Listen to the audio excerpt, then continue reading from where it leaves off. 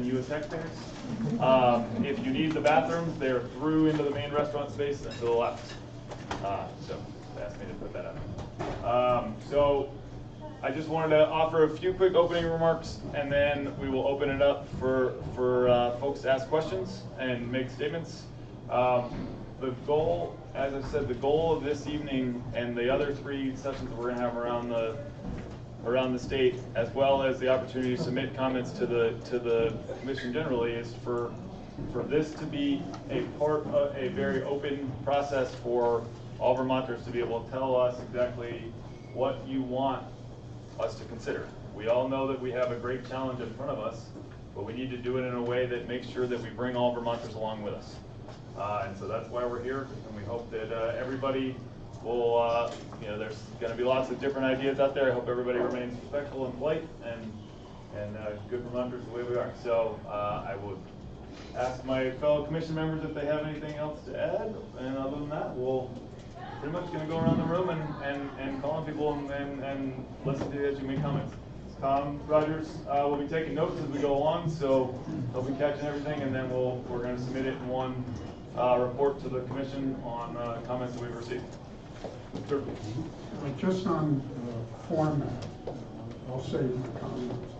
When I would recommend to the commission that when somebody does make a formal comment, that they introduce themselves, first and last names, and where they're a resident of. So the location, so you get a feel for, we're here in the Northeast Kingdom, St. John's Very, for this area, but you get a feel for where the spokespeople are from. I think that sounds like a good plan. It'd be good to know where everybody's coming from. Do you have any commissioners introduce yourselves? Yes, let's have the commission introduce themselves. Peter Bourne, live in Morrisville, Bourne's Energy. We're in the oil, propane, and wood pellet biofuel business, and have been for about 70 years. Sorry, could you say again, sir? You're over here. Okay. Peter Bourne from Bourne's Energy, family-owned business for about 70 years. We do biofuels, propane, and wood pellets. Thank you. I'm Harrison Bushnell. I'm the student representative. I'm a senior at U32 High School. Yeah. Where do you live? I live in Middlesex, Vermont. Hi, I'm Michelle Boomhauer. I'm with the Vermont Agency of Transportation, where I serve as the Director of Policy Planning and Intermodal Development. I've been with the agency about 2.5 years, and prior to that I spent my career here in Vermont working in regional planning, and I live in Georgia. Anybody who wants to go first? I'll be glad to go first. Sure. I'm Paul Bruno from the town of Sutton. I'm the chair of the planning commission. I'm also a member of the board of directors of the NVDA, and currently on the executive committee. And I came with some prepared remarks here today, commentary, copies of it you can have. I'll make some good suggestions for you. Thank you. So, I'm just going to give a brief synopsis of these prepared remarks. And I'd like to say first off that I've been involved in sort of energy planning. Did we if I turn around? Sure. Not quite sure who to face here, I'm sorry. I've been involved in our town plan, and I live immediately adjacent to the Sheffield Wind project. It's no secret that I'm not exactly adherent of that particular project because I have to live with it all the time. But I want to make more general remarks and just say that I think we here in the Northeast Kingdom are really in a great position. We ought to be proud of what we've already done in the area of renewable energy. We are net exporters of renewable energy just from the projects that we have here. That's not even counting the Connecticut River dams that we provide about half the water to. Supposedly they're belonging to New Hampshire. I don't know how they figure that, but anyway, we'd be glad to claim about 50% of that generation, and if we did, we'd have about 3 times the amount of energy that we consume, electric energy that is. Obviously the transportation energy and thermal energy to heat our homes and businesses is an addition to that. But I'd like to draw people's attention to the draft energy plan, which David Snedeker is going to go over a little bit more, that the NVDA has produced. It's full of great ideas, and it's got some good goals and strategies, and I think that we ought to recommend them to the commission. I know they're looking for some very specific things to go forward with to the governor when they produce their report, and I have two. At the bottom of this page, utilities that are served in the Northeast Kingdom need to work with our newly renamed Public Utility Commission to access more renewable baseload Canadian wind and hydropower. And the Sheffield Highgate export interface brings a lot of that power down to us currently.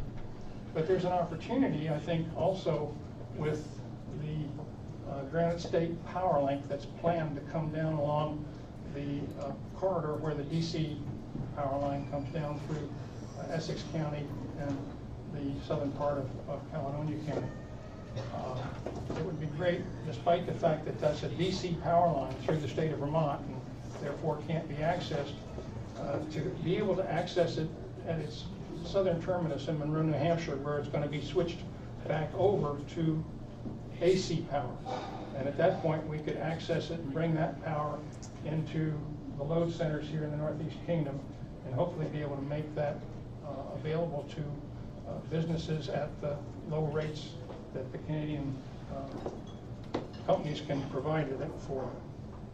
So the second recommendation I have essentially is for our neighbors in Chittenden County, and it's summarized on the back page here, which is a web site, and it's called the Champlain Wind Park.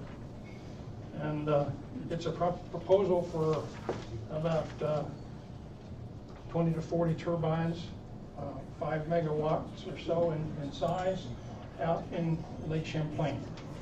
And it'll be immediately offshore of Burlington. It provides great benefits for the people in Chittenden County.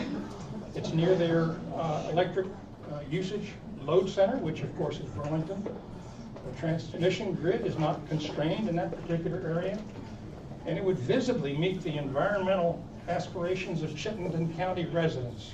That's the most important thing, I think. But it's also got a great wind resource blowing across the lake. And by the way, because it's under state waters, it avoids the whole private property problem. And so I think it's a great opportunity for Burlington Electric or for some private investor down in Burlington. And I'd like to propose that we begin a petition drive here in the Northeast Kingdom to muster support for this project in Chittenden County.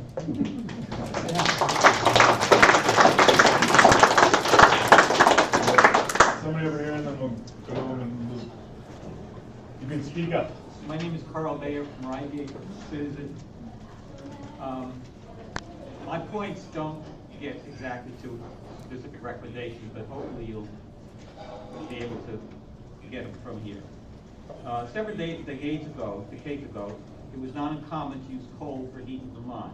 It was pretty dirty, and coal plants in the Midwest caused environmental damage in Vermont. We no longer use coal in the area, as far as I know. We changed our energy resources here and elsewhere, and coal production has declined in the United States. Several years ago, my electric utility, Washington Electric, used Seabrook nuclear power, the most dangerous energy. WEC changed its energy resources and no longer use nuclear power. As an aside, you remember when we said we could not live without nuclear. We should say that. Now we are expanding our energy sources to wind, solar, geothermal, wood, and captured methane from landfills and manure. We don't need as much dirty oil and dirty natural gas as we did before. These industries will be with us for quite a while, but like coal, they need to decline, and decommissioning nuclear should lead to its decline. They also need to be less polluting as they decline. Statoil, the large Norway oil company, is cutting its carbon footprint as part of Norway's carbon tax program. And if you go online and read about Statoil in Norway, you'll see that's major emphasis of why they were able to continue to be profit and take advantage of the carbon tax issue in that state, in that country. In addition, they are also funding a system to capture and store carbon dioxide deep in the seabed. Perhaps that should be the default requirement for our oil companies. Allowing oil and tracked natural gas production and infrastructure to expand makes no sense for progressive energy policy. Vermont should not allow any expansion of infrastructure for fossil fuel pipelines in Vermont in partnership with the other New England states and New York. That means the pipeline of Virgin should be shut down, and the Northern Passage pipeline should not be permitted in the Northeast Kingdom, and no tar sands oil should be allowed to pass through Vermont. So those are some recommendations. Allow the fossil fuel industry to expand their efficiencies. Infrastructure and sales will continue to contribute to their profits and expand carbon dioxide. I also have recommendations for Chittenden County. With all these cooperative housing developments they have, I think there should be a move to try to take advantage of their property to put solar for those smaller communities of development of housing. Thank you very much.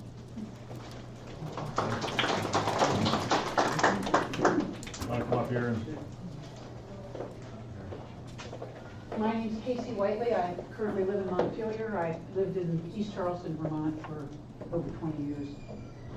I want to thank the climate commissioners who are here for being here, and also voice my disappointment that out of 20 or so members of this commission that you guys are the only ones who showed up. So our headlines last week were all about Hurricane Harvey and the Houston deluge that affected over 6 million people. Then Hurricane Irma flattened entire Caribbean islands on its way to Florida, leaving those islands in chaos without shelter, food, or water. Meanwhile, monsoon floods have devastated coastal areas in India, Nepal, and Bangladesh, upheaving the lives of 40 million people, leaving over 1,200 people dead. In Mexico, a massive earthquake left over 2.5 million people in need of assistance, with at least 100 people dead. Out west, we have raging forest fires consuming huge areas in Montana, Oregon, Washington, California, Arizona, New Mexico, Colorado, and Idaho. San Francisco this summer beat its all-time hottest temperature by a whopping 3 degrees. Heat in the upper Midwest wheat belt caused what has been called a flash drought, which is high temperatures that cause evaporation so that the leaves of grain actually die on the stalk. Each of the past 3 years has broken the previous global record for hottest temperatures. And all of this happened in 1 week. I mean, really. I understand personally why people despair and want to bury their heads in the sand and just take care of their own and hope they aren't in the path of whatever the next disaster is. And there are also lots of people who are stepping up to help their neighbors and generously share whatever they have. And it's heartening to see that. But what is sustainable, and what are we as a caring community of Vermonters and you as appointed commissioners going to do? One thing we know we have to do is prepare for the impacts of climate change, climate chaos as some people call it, and mitigate the blow when, for example, maybe a monster storm inevitably affects us here. It could also be a disaster like a pipeline spill or a train derailment of cars carrying tar sands oil along the shores of Lake Champlain. We don't expect these events, but we should. There were 2,056 pipeline accidents reported by pipeline operators to the U.S. Department of Transportation just from 2014 to 2016. So if it's the pipeline operators that are reporting it, my guess is that there are more spills than that. That's an average of 635 spills a year. And it's really a matter, it's less a matter of whether a pipeline will spill than when it will spill.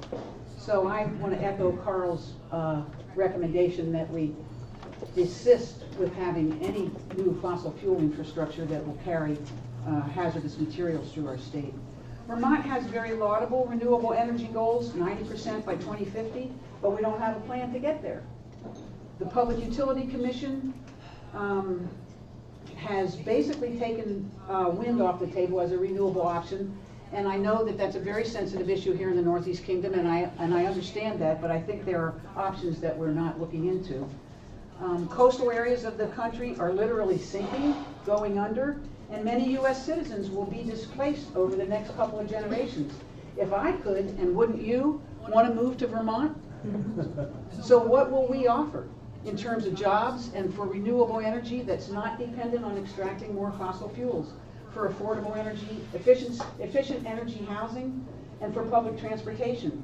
We all know our winters are not what they used to be, and while our climate is getting wetter, that doesn't mean more snow in the winter to keep those ski slopes dizzy. It means more erratic temperature swings, snow one day, rain the next, and then ice the day after. Everybody knows this. What is going to keep and make Vermont the great state we all love? It's not going to be business as usual. It's not continuing the Vermont gas pipeline and locking ourselves into a commitment to a fossil fuel future. How will we lead the way to a fossil-free future that meets our promises and offers optimism for the next generation and stewardship for this beautiful land of ours? We need to reorient ourselves to this rapidly changing world we live in. We are literally in a race against time, I believe. I ask you all to open your hearts and minds to the creativity, the ideas, and the sense of community that we enjoy here and help steer Vermont in the right direction. And I just want to end with a quote I saw today from C.S. Lewis, which says, "You can't go back and change the beginning, but you can start where you are and change the ending." Can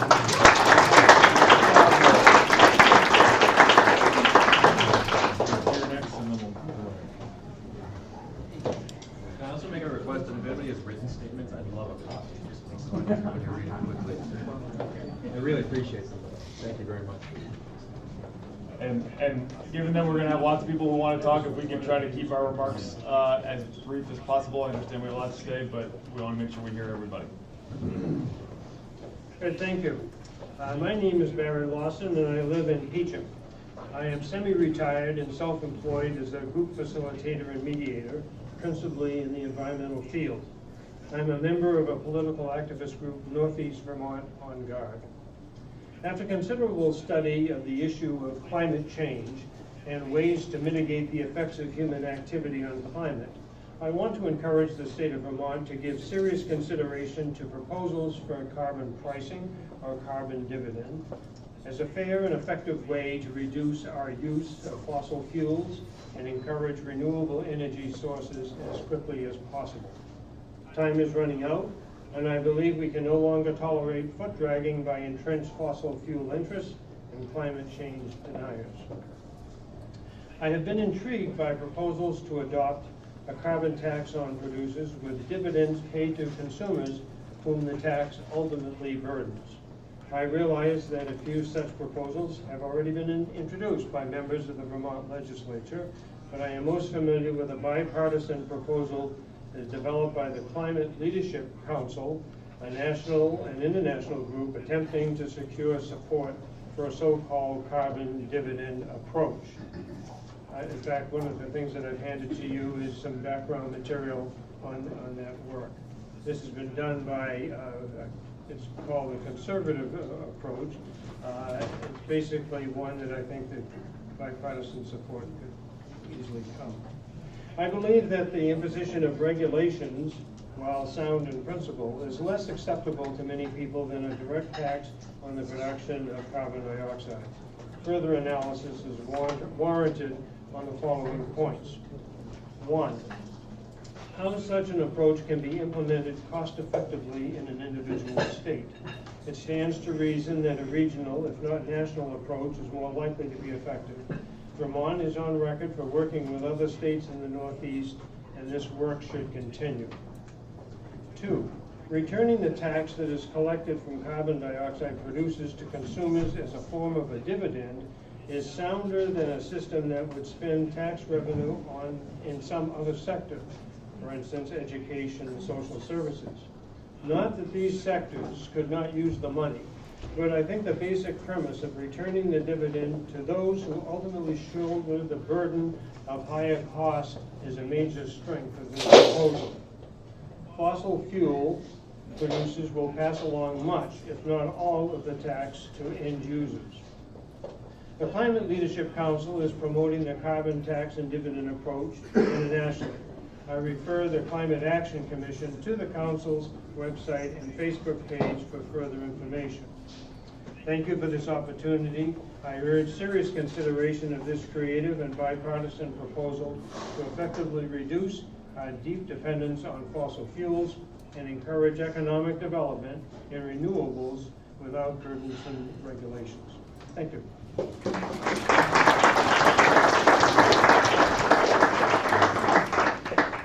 My name's Keith Ballack. I serve on my town's planning commission. I live in Sheffield.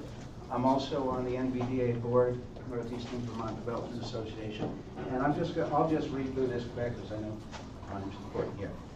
Okay, I know carbon reduction is important, but what I'm proposing here, what I'm asking the commission here is that proposed projects need to prove that they actually will reduce carbon emissions. There should be evaluation on what actions will actually be effective to reduce Vermont's carbon emissions.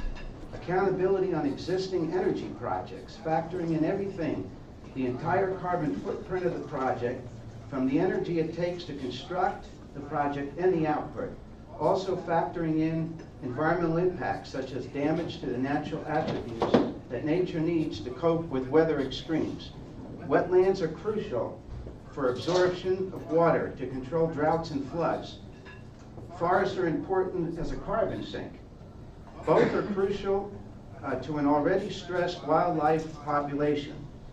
And the question needs to be asked, does the electrical generation output and CO2 reduction of a project, does it outweigh the environmental impacts?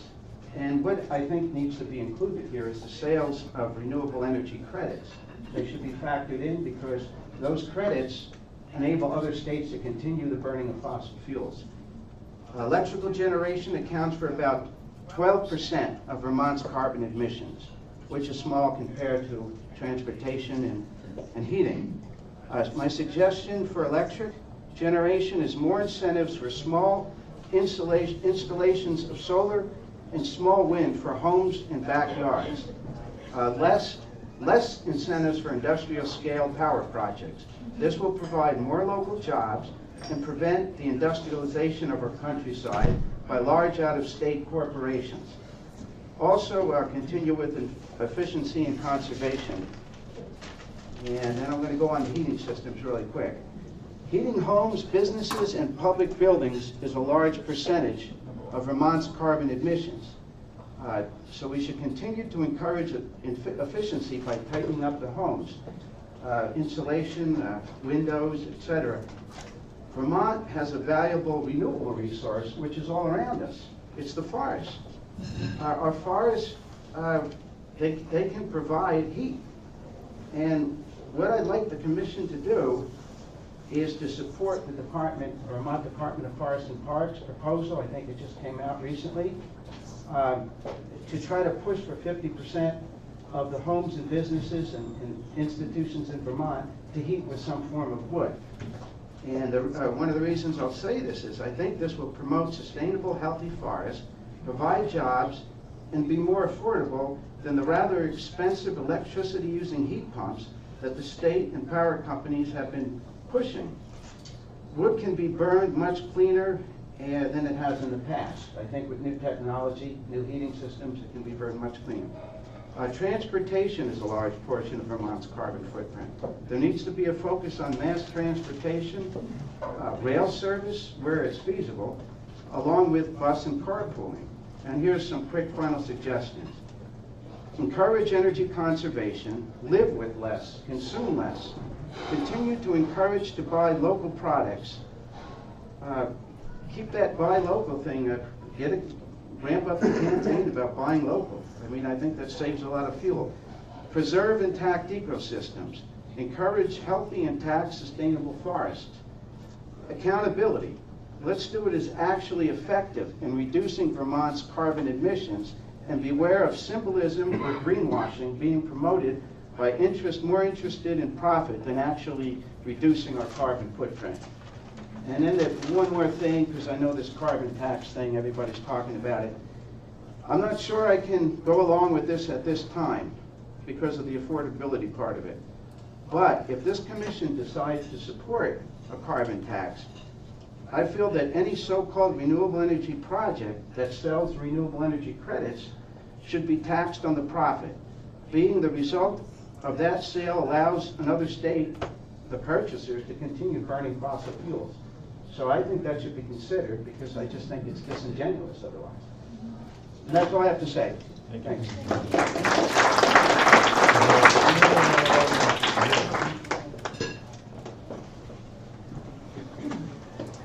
My name is Arthur Trezise, and I come from almost a non-town called Facein on Route 17. We don't have a town center. I'm alarmed, and I drove over from Facein because I think that we see so much talk about the problem of climate change. Even Christine Todd, what was her last name? Governor of New Jersey. Whitman, yes, came out just the other day saying that she could never be accused of being liberal, but she thinks that what they're doing in Washington now with this red task force is absolutely an outright confusion tactic for the public, just to confuse them so they won't think that the climate change is happening.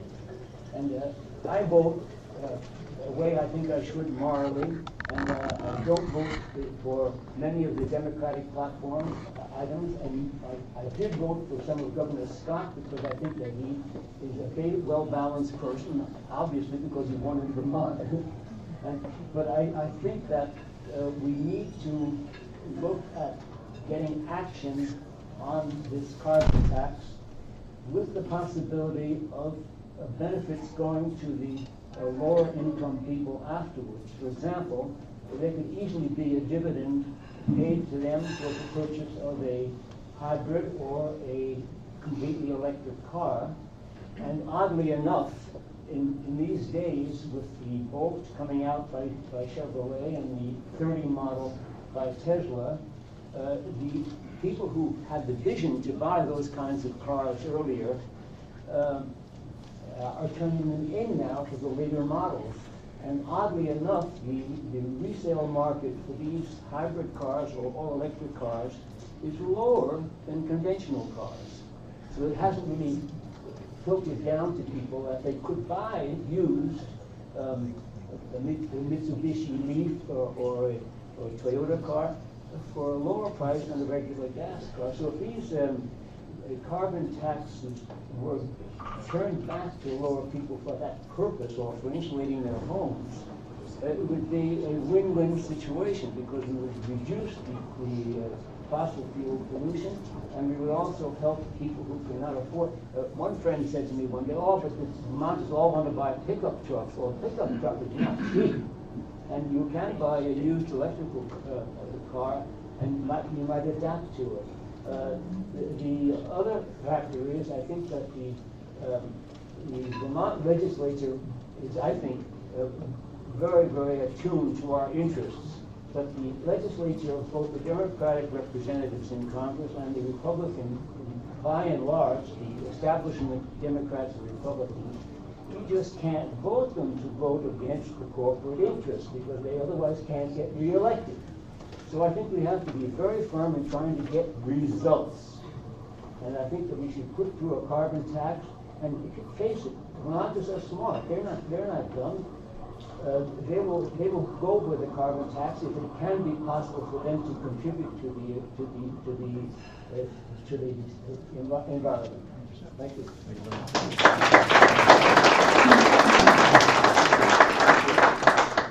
Would you mind coming up here so people can hear you? Good evening, and I want to thank you for the opportunity to have Vermonters share their voice on a really important issue. Who are you and where are you from? That was my next point, thank you. So my name is Christina Forniciari. I'm the lead organizer with EPIRG. I live in Burlington, 24 years old.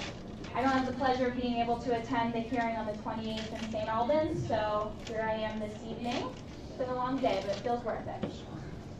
I'm not going to necessarily belabor the realities of climate change, but I will say that I wake up every single day with a pit in my stomach about the realities of climate change. When I think about my future, I question whether or not I want to have children, because this is a real severe thing that has real impacts, and I'm fearful for it. I grieve when I hear the barrage of bad news coming from Washington, D.C. and all these natural disasters. I don't want to take up my time talking about that, but I think it's important to note that as someone who engages on these issues professionally, full time, I am overwhelmed by the magnitude of this challenge. It's the #1 issue of our time, I think, and if we have the courage to address global climate change, we have the courage to address a lot of the issues that we face as a society, both here in Vermont and on a larger scale. But like any big problem, when you start with what you personally can do and what you personally have an impact on, the problems become a lot easier to chew on. In Vermont, we have a lot of work that we can do and should be doing, because our emissions, we've been nibbling around the edges for a good amount of time with well-intended policies and attempts, but our emissions are up since the 1990 levels, and that's a real thing. So, I urge you, commissioners, to make recommendations that aren't nibbling around the edges, but rather are speaking to the root of the problem and are commensurate with the challenge that we're facing here. We need to be bold, we need to be creative, we need to have courage, absolutely, and we need leadership. And tackling the root of the problem is carbon emissions. Carbon emissions are destabilizing our environment. They have a real impact on what we're seeing here on the ground in our communities in Vermont and across the globe. So when I heard the goals of these hearings about bringing all Vermonters along and boosting our economy, I worked for the campaign to put a price on carbon pollution, and this seems more relevant than ever. So if I can urge you to do anything, carbon pricing should be the #1 policy that you recommend to Governor Scott to pursue. We can price carbon pollution and use the revenue to fund Vermont solutions to the climate crisis, which is a variety of different things. It's clean energy, it's energy efficiency, it's using less, it's conservation. It's not just one flat thing, but if we can be open to this conversation, if we can have all these different solutions on the table, we can come together like Vermonters and be creative and be bold and make this work. It's going to take a lot of different things, but I absolutely believe that carbon pricing needs to be on the top of your list.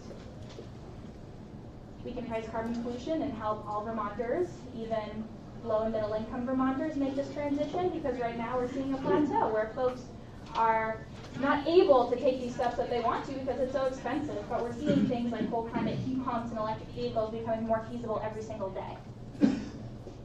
And the last thing I'll say is we really should nurture the part of our economy that's actually doing really well when we have 1 in 17 Vermonters who are employed in the clean energy industry. So Vermont's small. We're not going to tackle global climate change on our own. But let's be clear and let's be honest that we have contributed to the problem. We all have a role to play in the problem and in the solutions. And I feel that we need to do our part in order to make the world a livable place. And we have a lot to share here in Vermont. So I encourage you all to, again, bring an open heart and an open mind, and first and foremost, consider carbon pricing in the recommendations to the governor. And thanks for your time.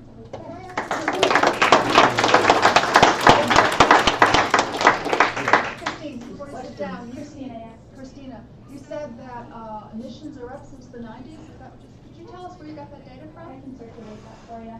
You don't, It's from our most recent greenhouse gas inventory. There's a presentation on it on the commission's website. You can click on the link and pull it up. We got it as part of our first thing. We have sort of plateaued in the decline. We've been sort of steady or popping up and down for the past few years. It's like 4%. What's that? It's like 4%. Is that what it is? I don't think it's up 4% since the 1990 level. Oh, okay. Pretty much flat.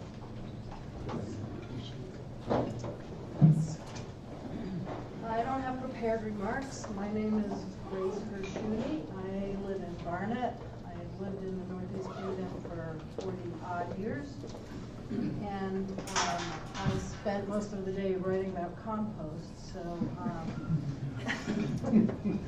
I didn't have time to write anything for you. I have come primarily to represent a newly formed an organization called the Vermont Healthy Soils Coalition.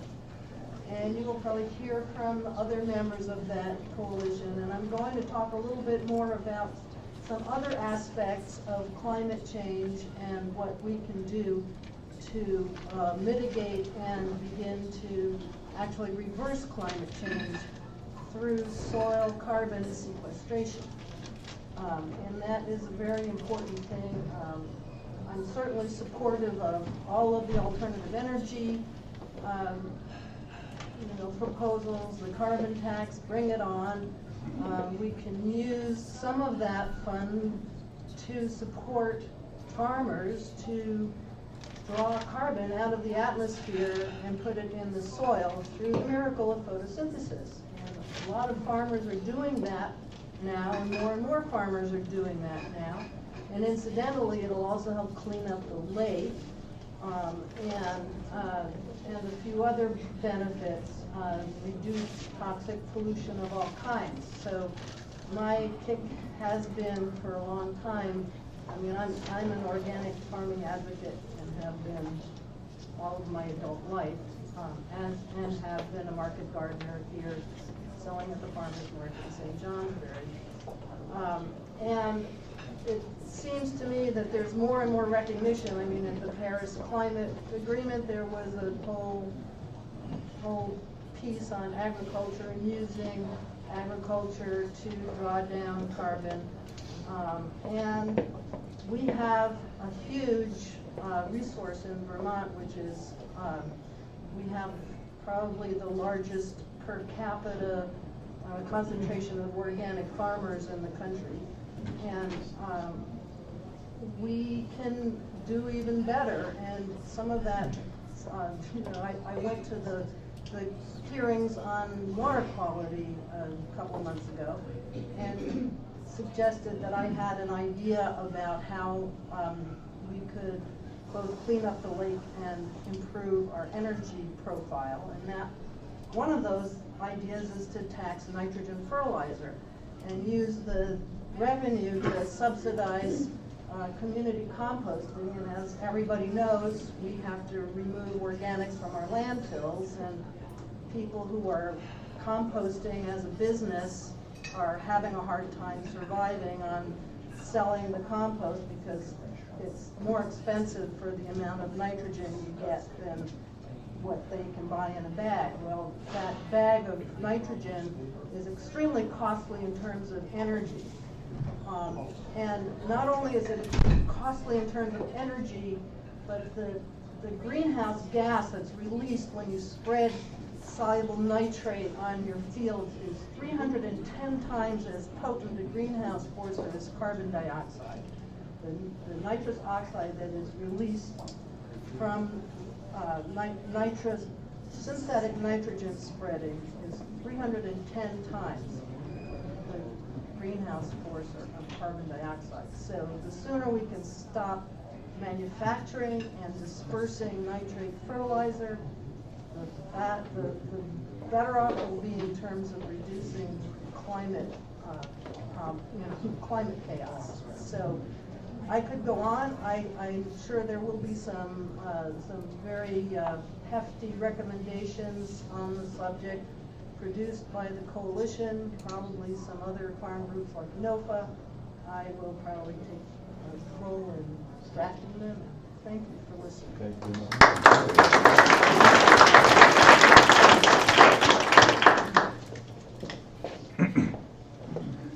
So my name is Patrick Flood. I live in Woodbury, which is not part of the kingdom, geographically over near Hardwick, but we feel spiritually. Lived there for over 30 years. Some of the things I wanted to say tonight have already been said. I'll try to be brief. But in the end, you're going to hear a lot about technical questions, like you just heard, and those are very, very important in fashioning the future. But I still, and I've been participating in these discussions for well over a decade, I still don't get a sense of urgency from the people who are responsible for making the decisions. And tonight you represent them because you're on this commission, so I'm going to speak to you. And I share the comment of somebody earlier who said, it's a big commission and you guys are representing them here. I really think if we're gonna have a Vermont-like public discussion about what's right and what's just and what we ought to do, the representatives ought to be here to hear it and not get it secondhand.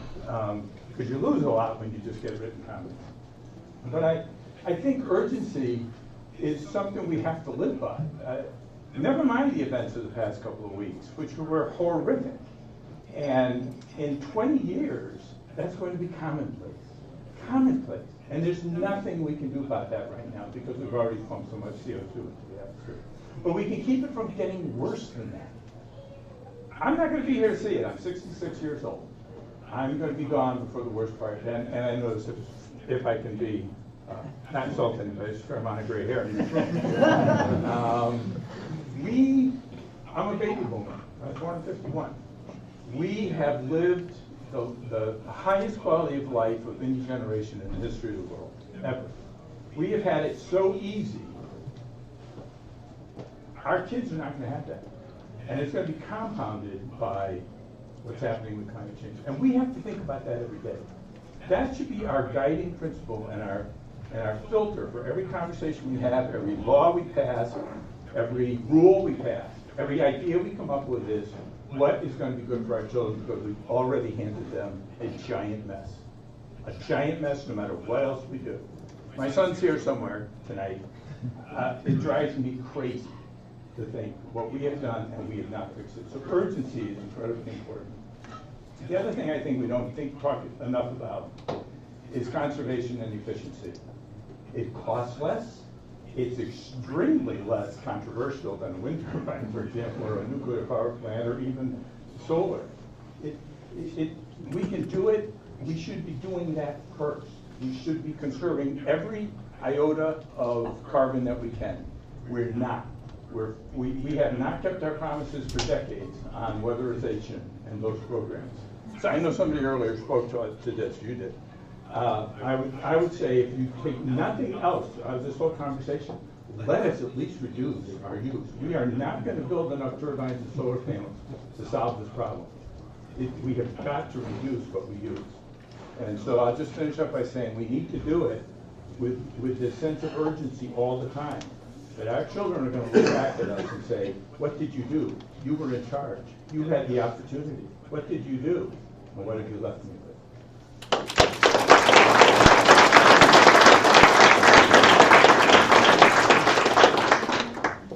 Thank you. Yeah, my name is Eric Phillips. I'm from Burke. My name is Eric. And I just had a couple comments. So I read through all of the literature on your website. It's really impressive. I think you've identified a lot of great priorities and opportunities. The one thing there that I didn't see that I think is worthy of consideration is the verified emission reduction credits or carbon credits. It's a multi-billion-dollar sector where greenhouse gas reductions are measurable, verifiable, marketable, and projects can verify with certification programs, corporations that integrate things like forestry, agroforestry, efficiency, and so on. And so the idea is that businesses sell their credits on the state, national, international market, where businesses, corporations buy these with the whole divestment, reinvestment movement. There could be more income in through that whole dynamic that's happening, as well as pre-compliance, and it provides competitive advantage, branding, and public images benefits. And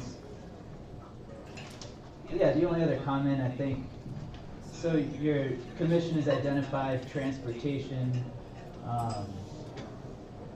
representing 42% of greenhouse gases, residential and commercial fuels representing 23% of greenhouse gases, agriculture 11, and electricity about 9 as the primary sectors to focus on. I think it'd be fun to integrate all of those, having something like an electric vehicle car share that also integrates things like on-demand composting services, with those electric vehicles, or laundry pickup services for people to retire their larger, bigger, inefficient appliances, and or even free food delivery for local food, or replacing refrigerators, anything to bring down overuse of appliances. So yeah, and I think the TAG members had a lot of great comments, especially Jim Stiles' ideas. James Maroney is converting to organic, talking about the problems with conventional dairy. And I think he still even underestimates and underappreciates a lot of health externalities in the dairy and meat sectors. And then the green bank ideas and alternatives to carbon. If you're willing to share your written comments, I'm sure Tom will Yeah, appreciate those. yeah, so thank you. Appreciate it. Thank you. Good luck.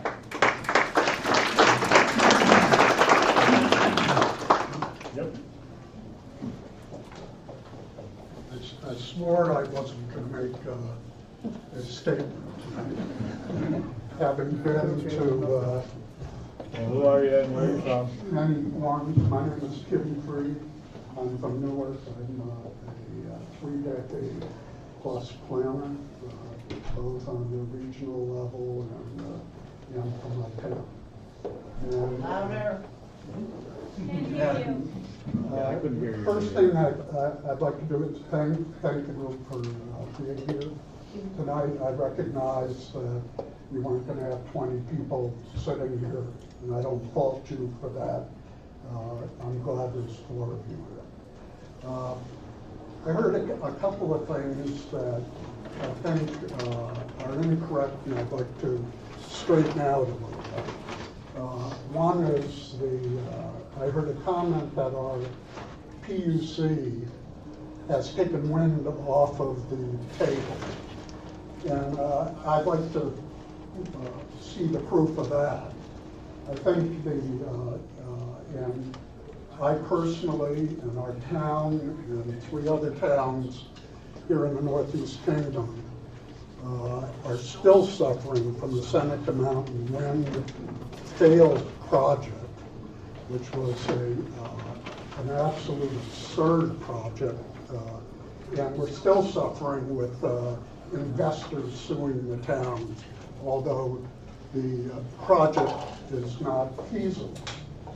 I think that the change we see now with the PUC is that the developers for wind and large solar, industrial size projects, they're being held to the letter of the law.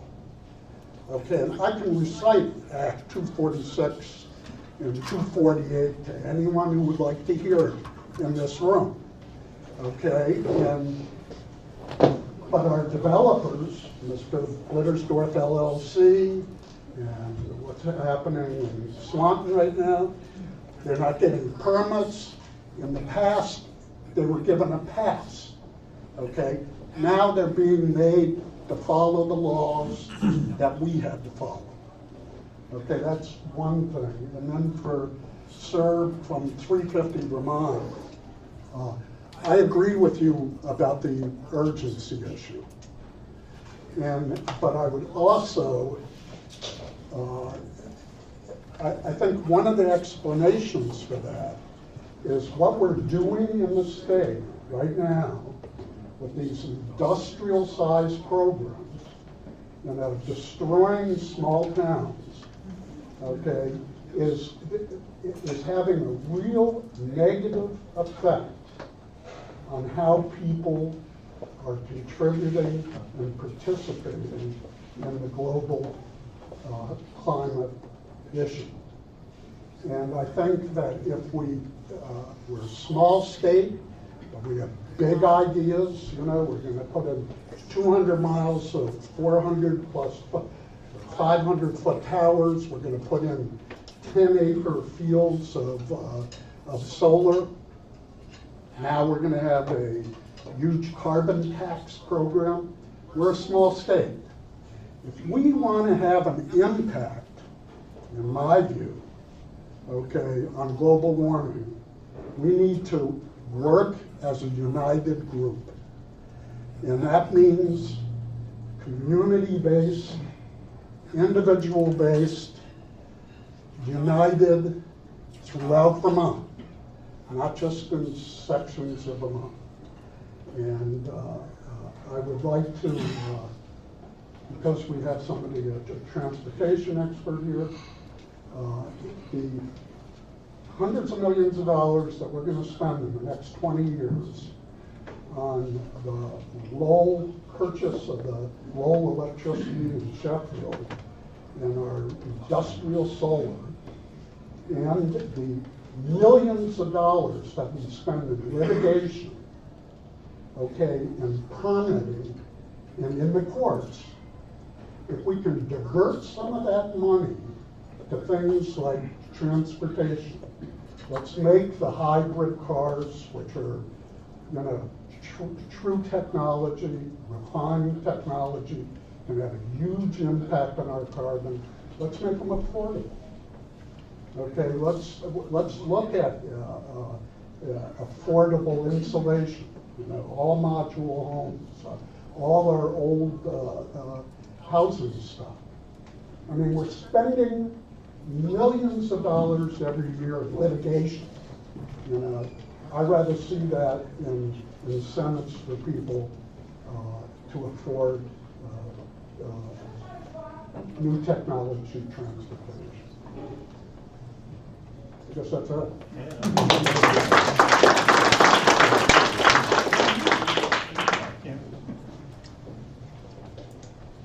Okay, thanks. Thanks so much for being here. I, for one, would like to see a few more of you here, but thanks to the rest of you, and thanks for your comments as well.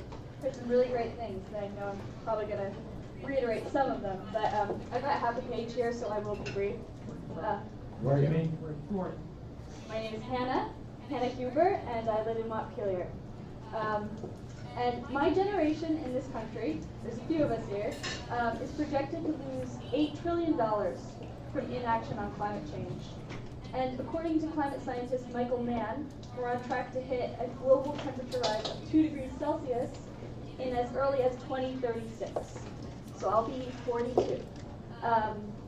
So I sometimes wonder, this retirement fund that I should be saving for, in the year 2064, when I'm 70, will that actually be my family's survival fund?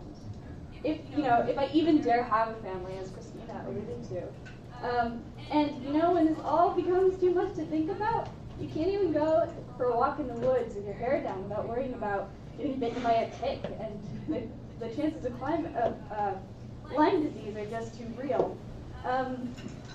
So we're so cautious about climate policy, but life is dangerous under the climate, and to be actually cautious, for the sake of Vermonters' lives and our economy, we need bold solutions fast.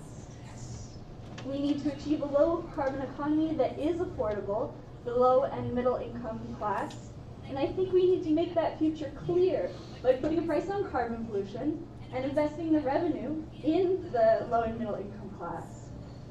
We have poor public transportation, and we have the second oldest housing stock in the country.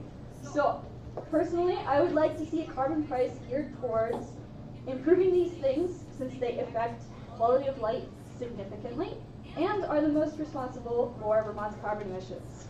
And then just a few other points. I think we need a diverse set of renewable energy technologies, including wind. We do not need any more fossil fuel infrastructure and should literally ban that. And we also need a policy to support regenerative agriculture and bring the carbon we put in the atmosphere back into soil, and that will also help our economy and our legacy as a state. So thank you so much, and I look forward to hearing more.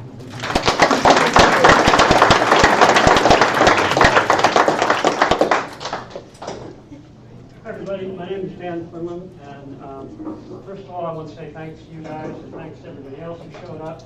I think this says something about Vermont. All the people are here, we're having a nice respectful conversation, and that's how we're going to move forward on this. It's just wonderful and fun.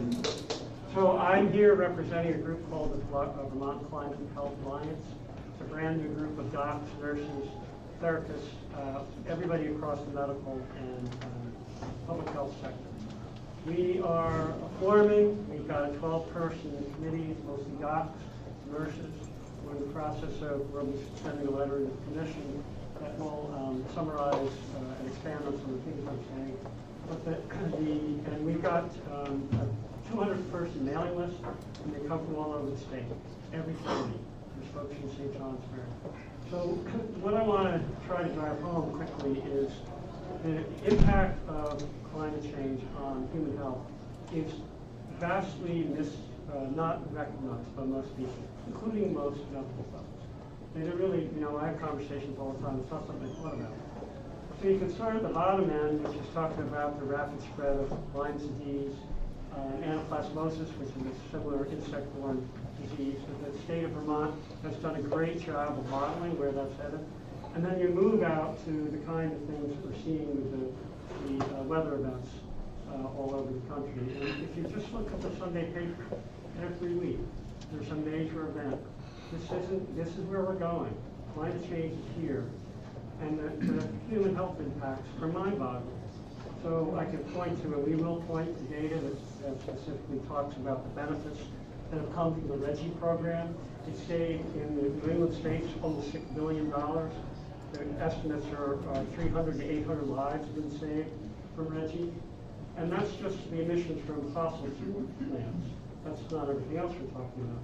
And there's a whole bunch of other data. I've got a report here, easily found online. It's a 332-page report. I'm sure you all want to read that. But there's a much shorter summary. It's from 130 scientists across the U.S. government, all agencies, and it's staggering to read. And if you want to, a lot of people will push back and say, well, this is a left thing or whatever. This is, I'm sure many of these people in the room understand this isn't a political thing. But to drive that point home further, this is a report came out in 2015. It's titled The National Security Implications of Climate-Related Risks and Changing Climate. It's from the Pentagon. You read this thing, and it's staggering. It's absolutely staggering. This is from the Pentagon. So everybody in Vermont should read this. Everyone should read it. And then, you got to step back from it. And I'll resonate with the comment for Christina about, I've had young people come up to me because they know that I work on this stuff, and they talk to me about whether they should have kids. Are you kidding me? All of us who are this age, I've got kids who are soon to be childbearing age. Can you imagine that we had to think about that when we were young? I mean, that's what we're talking about here. And that's what this group, I'm talking about, the physicians folks, are going to be coming out and talking a lot about that argument in that discussion. So that'll take my Vermont Climate Health Alliance hat off, and I'll talk a little bit about some of the things I think we should do. And I'm doing this because the Alliance hasn't come up with a program that they want to back. So I don't want to misrepresent that I'm talking about things that they're backing. But they will be in the next 3 to 6 months. Transportation, huge issue. I live in Burlington. I walk around and I compare it to like Amsterdam. You see bikes all over the place. How come there aren't a lot of bikes in Burlington and Rutland? We're a state that believes in, where a lot of people are very active. So why isn't that happening? So there's some opportunities there. I work across the hall from a woman who runs a program called JUMP, which helps low-income folks. She and I had this great conversation about the transportation challenges for low-income folks. And there's a lot of cross-fertilization here that can happen to help them. It's also good for people's health. So that's one thing. I'm a firm believer in the carbon pricing thing. I think it's a carrot and stick thing. It's just human nature. But what we have to be very careful about, a number of people have brought this up, it has to be equitable. And that can be done, but it's not easy to do. And one of the challenges for the commission is to bring together a group of people who will look at this carefully and come up with different options. It's a tough thing, it's not a simple thing to implement, but it's that's what changes behavior. That's what's, the way part of it works. I'm not saying that's the only solution, but it's part of what has to happen. I also think the commission should somehow, through the commission or through the state, get the state, the Department of Health, talking about these intersections of climate change and health. They do, to a limit based on a federal study they did. But that study was inherently limited by the way the federal government financed. So there's a whole lot of opportunity around there around information and outreach, which I saw was in your Excel spreadsheet. So again, thank you for having this.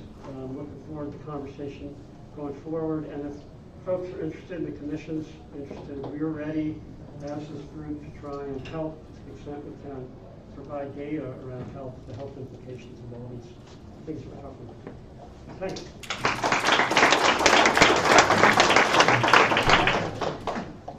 Hi, my name is Dave Snedeker. I'm the director of the Northeastern Vermont Development Association, NVDA. We're the regional planning commission for the Northeast Kingdom.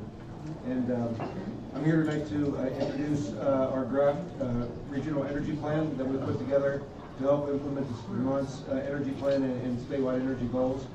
And I would encourage the commission to reach out to the other 10 regional commissions. There's 11 of us, because all the commissions have a draft energy plan or an adopted plan at this point, and with very specific goals and strategies that can help achieve what you're after. So I'll leave the plan with your scribe here. But I would also just caution, based on our experience, that if you come up with some strategies that you're trying to implement on a statewide basis, you just need to think about how that might play out around the state. And if we focused on renewable energy generation, it's not going to be useful here because we already produce more than we need. So, thank you.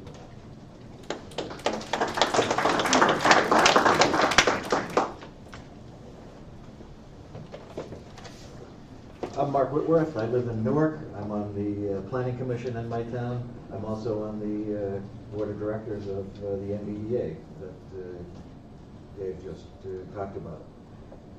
But I'm not speaking on behalf of any of those groups. I'm also president of the board of Energize Vermont, which is a statewide organization that promotes sensible,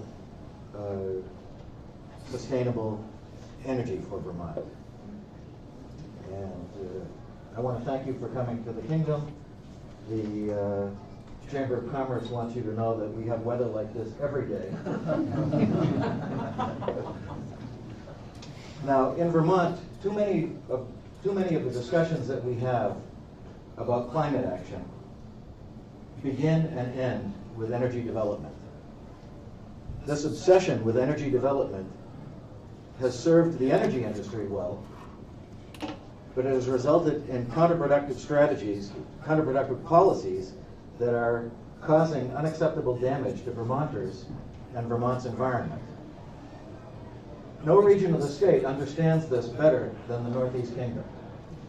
And no project in the state exemplifies this better than Green Mountain Power's Lowell Wind Energy Plant. And I'm sorry that the GMP representative on the commission isn't here.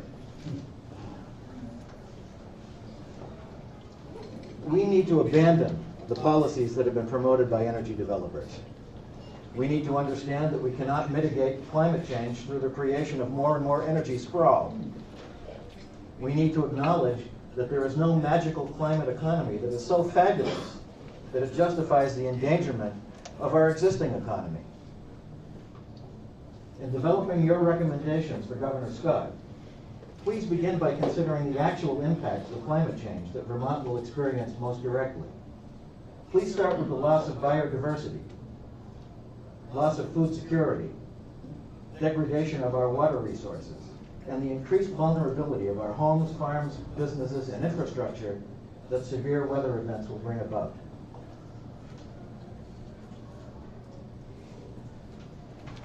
GMP says that its Lowell plant saves the emission of 74,000 tons of carbon dioxide per year. Sound like a lot? That's the amount of carbon emitted by Metro New York City traffic in less than half a day. If those turbines operate for the 20 years that they've been promised, they'll have saved less than 2 weeks worth of New York City traffic emissions. In exchange, Kingdom Community Wind has created deep divisions in our community. Those divisions persist to this day. I know that GMP and industry lobbyists will cite the votes that Lowell conducted and held in support of that project. But let them hold a vote in neighboring Albany. In Albany, where the residents live in the shadow of the turbines and suffer more of the impacts. Ask them to explain the 2013 vote in neighboring Eden, where 59% of the voters voted against a wind project.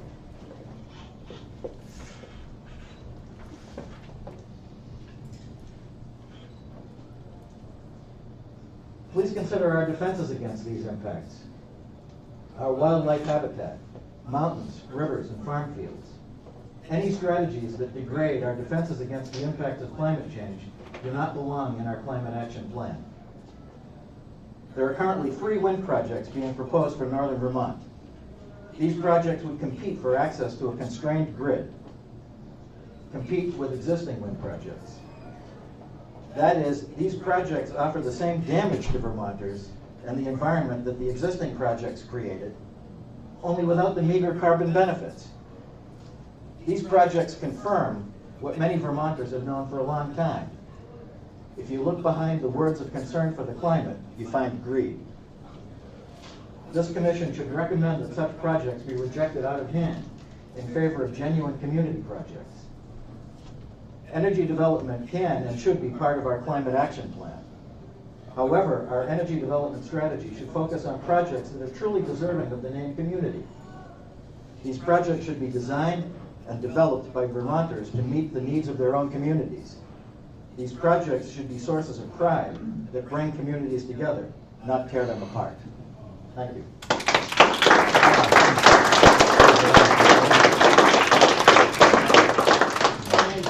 Winston Tatum. I'm from the village of Orleans.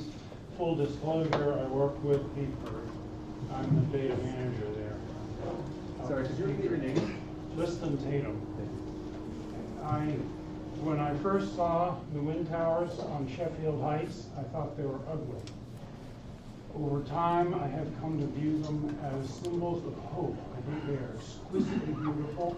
I have children and grandchildren, and I think that anything that we do to slow any form of progress on renewable energy directly threatens the lives of my children and my grandchildren.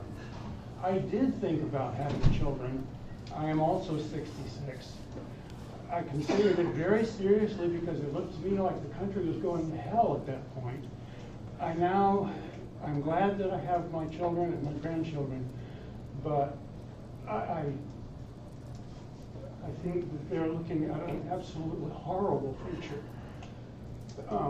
And I think that, as the Pope said, anyone that resists any denier of the situation, the absolute critical urgency of the situation that we find ourselves in now, is going to be looked on badly in history. They're going to be judged for what they did. And I think anyone that has not seen these things up close needs to meet at Sheffield, go straight through Barton, right on up the road. On September 30th, the folks I work with are hosting a tour of the Sheffield wind farm. I think you need to go and look at them close up and see what we're really talking about. I do every day. Good. Do you want some? No, I'm 2,000. Well, I'll trade houses with you. If you live on a road where my wife can get to work. I'm dead serious. Come on, talk to me.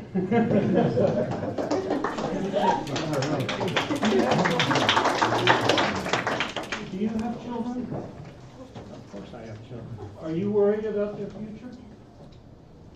No, I'm not worried about their future. We have a speaker. We let the next speaker speak, please. My name is Stephen Warwick. I live in Walden, where I've been off the grid for the last 20 years. And I know I'm going to be a bit of an outlier here, but I was driven to make this comment by a statement that Peter Walk made in the press release. announcing the listening tour, where you said that Vermont's response to climate change presents a tremendous opportunity to continue growing the state's economy while protecting the environment and improving our quality of life. The idea of growing the economy is one of those boilerplate sentiments that everyone is supposed to get behind, and I imagine everyone in this room is behind.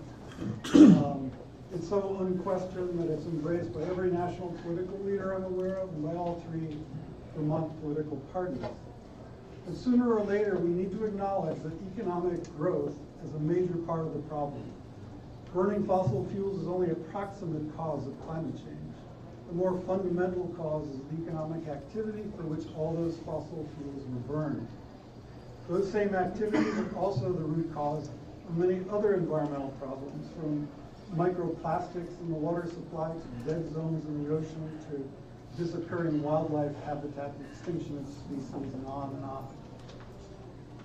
The economist Kenneth Moulding once said that the only people who can believe in infinite growth on a finite planet are madmen and economists.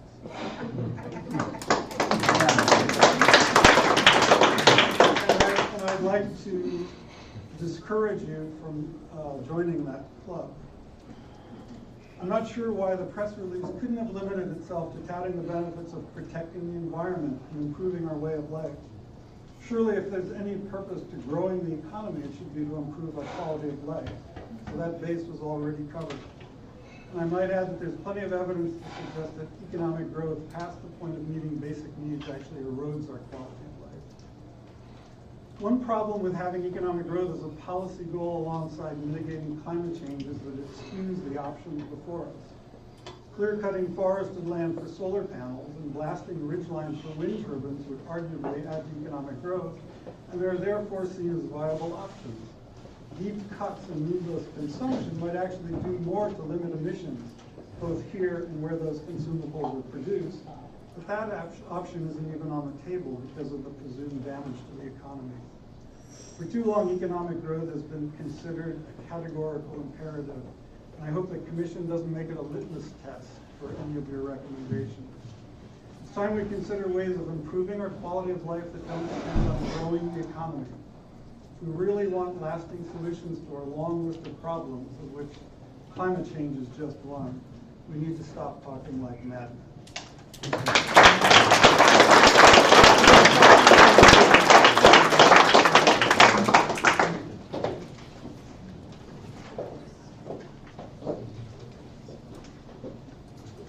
Hi, I'm Shana Casper. I'm from Montpelier. I wasn't preparing to speak today. Sorry, I wasn't prepared. But I'm the Vermont State Director with Toxic Action Center. We work side by side with community groups that are facing pollution threats in their neighborhoods.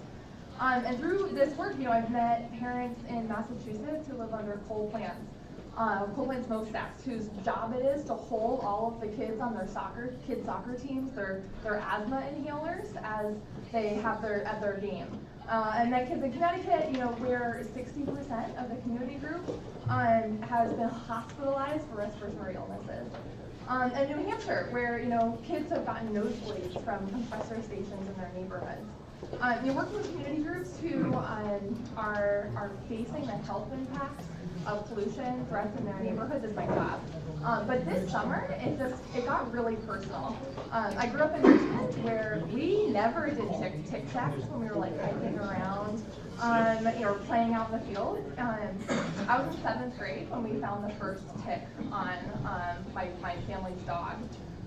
But this weekend, not this weekend, earlier this summer, my dad went for a weekend hike and got really, really sick. And so sick, he couldn't get out of bed, couldn't open the Tylenol to reduce his fever. It was really scary, as someone who didn't remember Tic Tacs and then finally realized this is what Lyme is wiping people out. Ticks in Vermont are new, and Lyme disease in Vermont is new.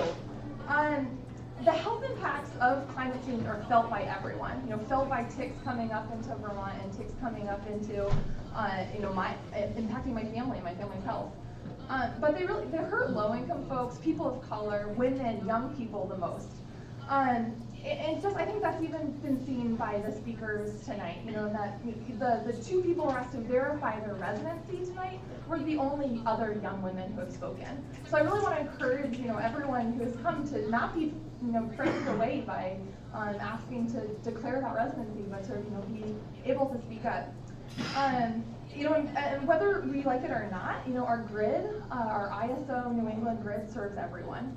And I think that we need to embrace solutions of all sizes. You know, we need to embrace a solar and wind and a carbon pollution tax, I think, is being seen as like one of the only ways that we're going to be able to get to the solutions that we need to get to actually protect the health of ourselves and our families and our communities. So thanks.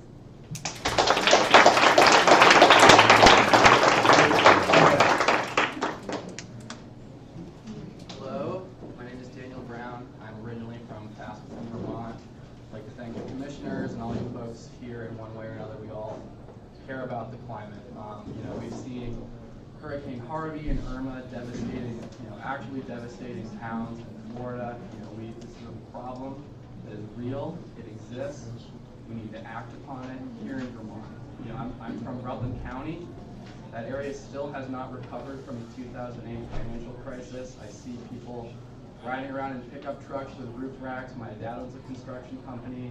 That is an industry that is seriously hurting, and I believe if we put a price on carbon pollution, we use that revenue to invest in weatherization programs to put people to work. That's how we're going to, you know, combat climate change, put people to work. It's efficient. You know, that's something we can all agree on here in the room. We need to be more efficient. We have some of the oldest housing stock in the country. Please, I implore you commissioners, recommend to the governor to put a price on carbon pollution for my future, for my kids' future, and even you folks here in the room are seeing the effects of climate change. Please, please act now.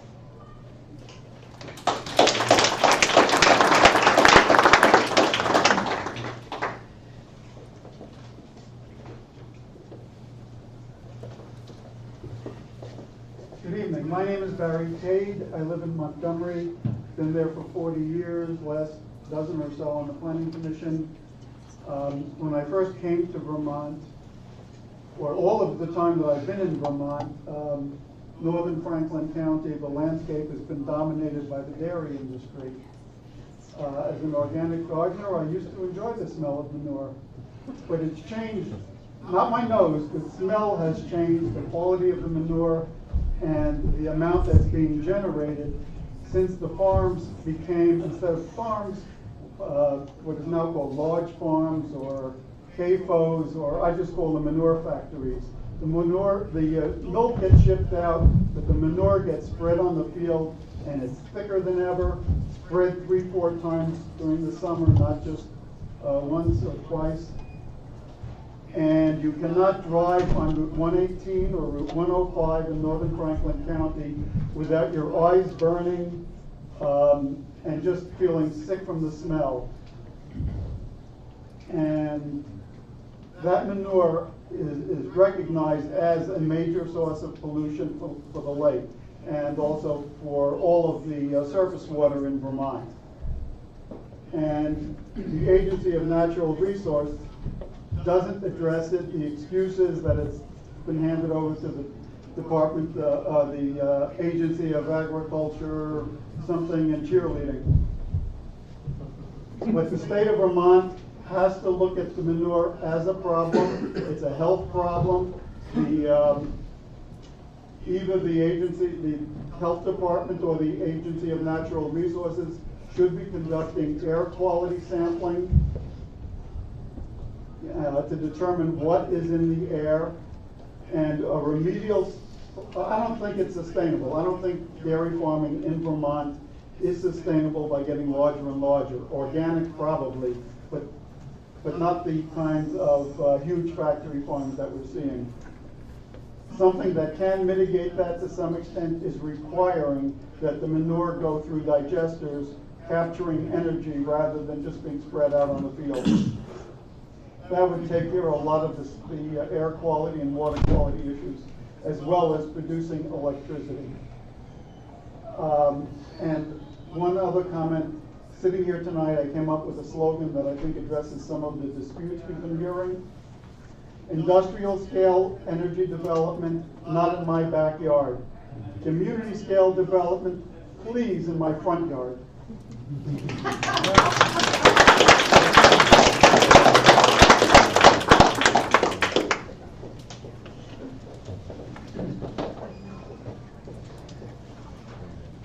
My name is Rick Barstow. I live in the little village of Adamant, and I didn't prepare anything, but I see several themes here developing that I want to address and reiterate. So, first is the urgency.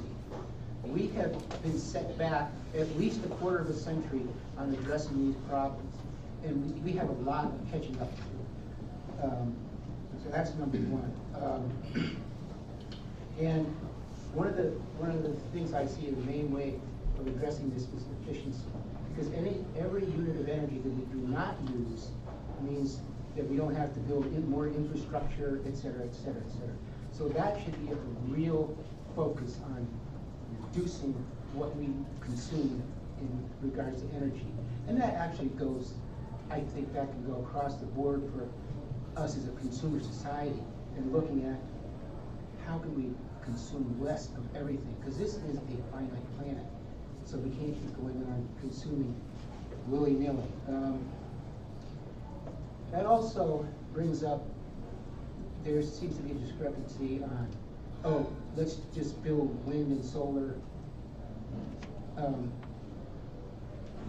right, any scale is good. I think it needs to be appropriate sized.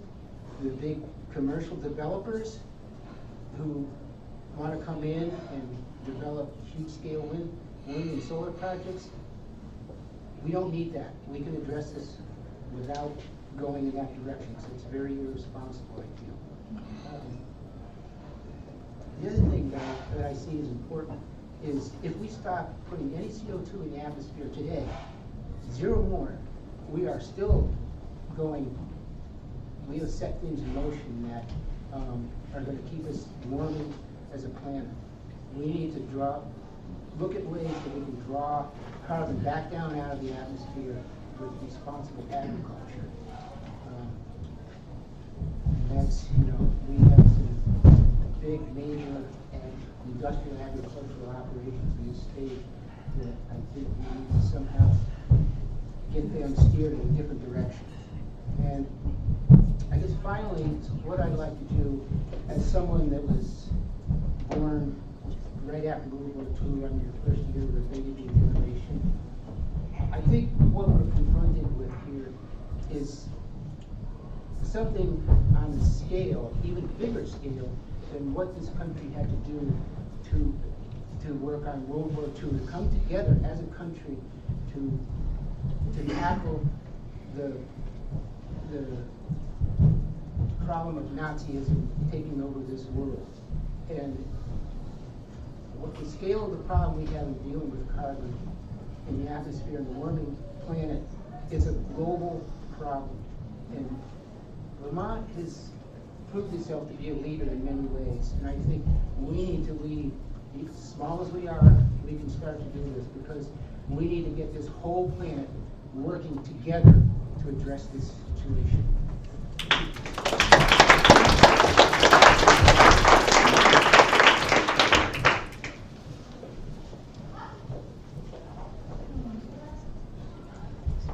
Good evening. Thank you for an opportunity to have something to say, showing up. My name is Stephen Carnum. Live in Plainfield, in a house that belonged to somebody I'm related to, way back till 2 years after the state joined the Union. I grew up there and was a source of labor from my father for many years on a dairy farm. And tell people I did more work by the time I was 18 than most people do in a lifetime. And I seriously believe that. But we did it differently than they do it now.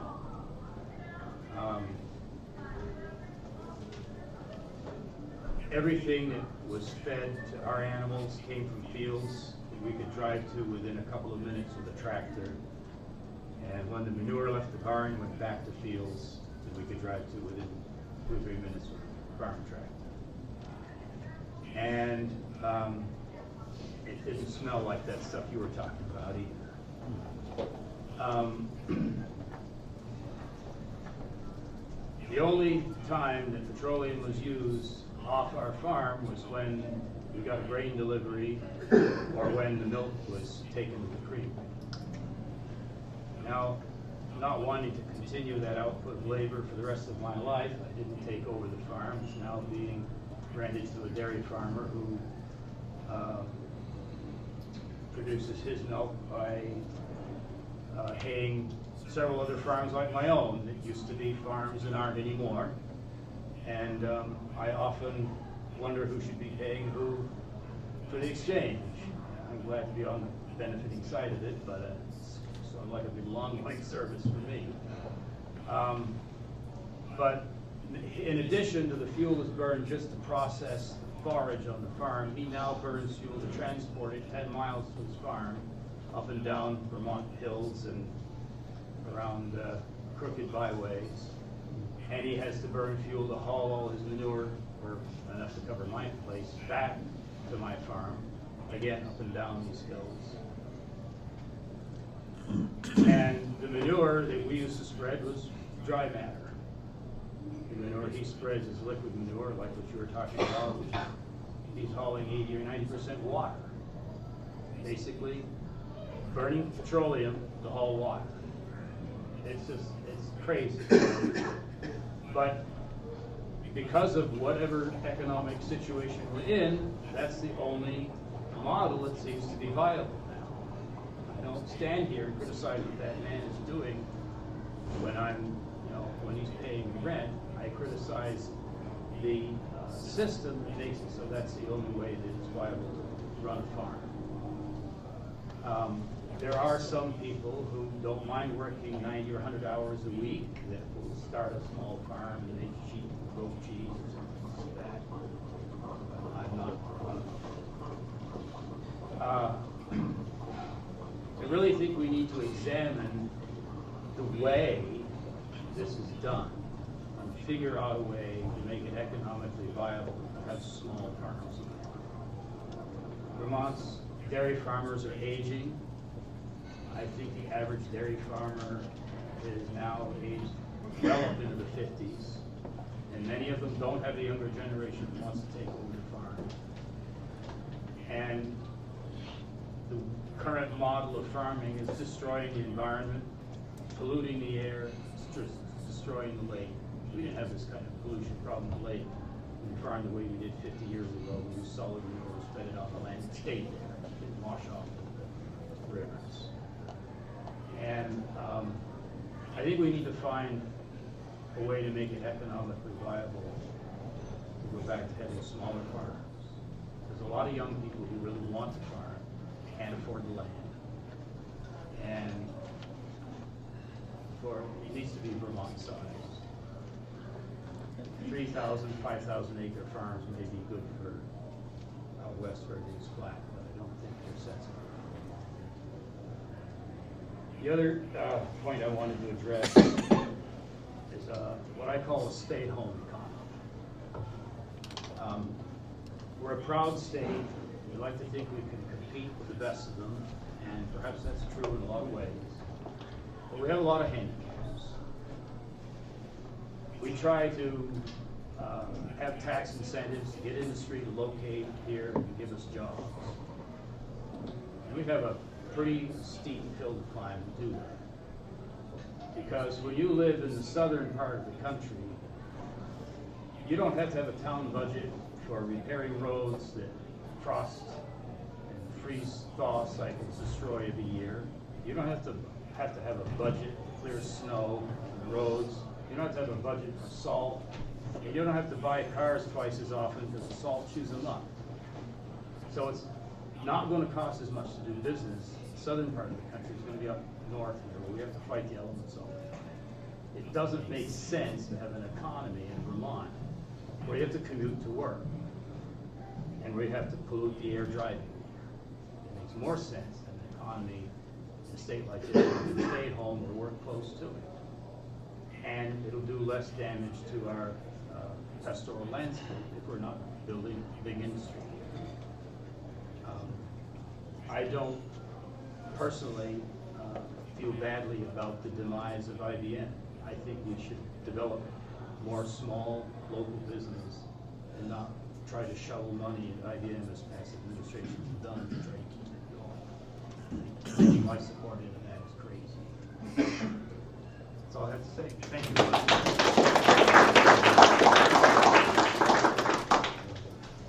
Hi everybody, my name is Alvin Clemens. I'm a Burlington resident, and I think a lot of us can agree that climate change is not going to solve itself. If it's left to its own devices, it will continue to become more a part of our lives. With each year, we see the effects becoming more apparent in our day-to-day. Within the last few weeks, we've really seen what these superstorms are capable of. They've caused massive destruction in the southern part of the United States, and it's reminded us about what has happened when the superstorm Irene came up here, and basically the cleanup effort cost the taxpayers of Vermont over $1 billion. This isn't normal. We shouldn't let it become normal. This is not the future that we all want. And we need strong leaders that are willing to do what is right to help us reach our goals of becoming 100% renewable by 2050. Not only that, we really need to make sure that we have a diverse energy portfolio that really does allow us to use everything in our disposal. We also really do need a carbon tax in the state.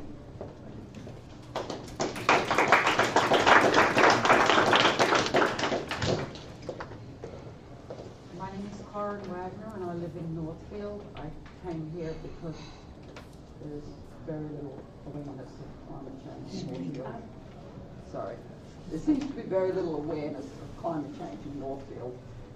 There's still would be native there. I think a bold approach to have 100% carbon neutrality or less than what we have, what is considered neutral is absolutely essential. And anyone who says, oh, that's, not possible, or you're dreaming, or you're crazy, it's almost too late now if we don't recognize the absolute urgency of dealing with this in every possible way at this time. It's just going to be an absolute disaster. And the second thing is that there needs to be a price on the carbon pollution that reflects the urgency and reflects the full cost of carbon pollution, including all the health effects. So, and then third, as other people have said, but I just want to reiterate it, in developing these proposals, they must be democratic and support small business and communities rather than large corporations. Thank you.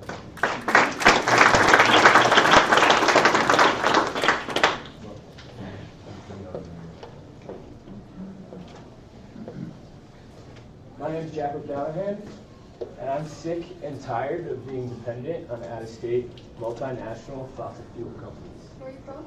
I'm from Burlington. The year is 2017, and over 100 years of scientific evidence have pointed to burning fossil fuels as a main contributor to increasingly unpredictable weather patterns and drastic climate change. As many of us said tonight, this is the great challenge of our time. Right now, climate change deniers occupy both the White House and Congress. And storms like Irma and Harvey, which have been mentioned, are only growing more intense, leaving large swaths of destruction and devastation around the country, bringing back memories of Irene here in Vermont, which cost taxpayers over $1 billion. The sheer cost of these destructions to the economy is astronomical, but the worst part of it is that the biggest burden falls on those who are most vulnerable amongst us. We cannot afford to wait any longer to start accounting for the cost of relying on these fossil fuels has on our communities when alternative technology has existed for a long time. With a stagnant Vermont economy strained with producing well over $2 billion every year just to send out of state to these companies. That's a lot of money that could be invested to a lot of great things, a lot of great ideas that have been coming up here tonight.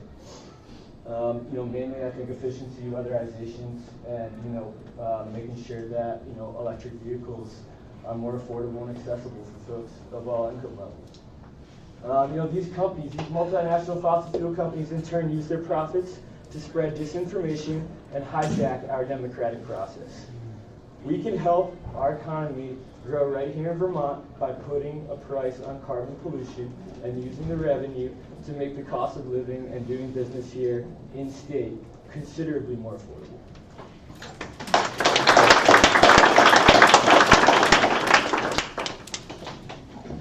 Hi, my name is Beth Champagne. I live here in St. Johnsbury, although I lived for 25 years in the Randolph and Kelsey area of Orange County.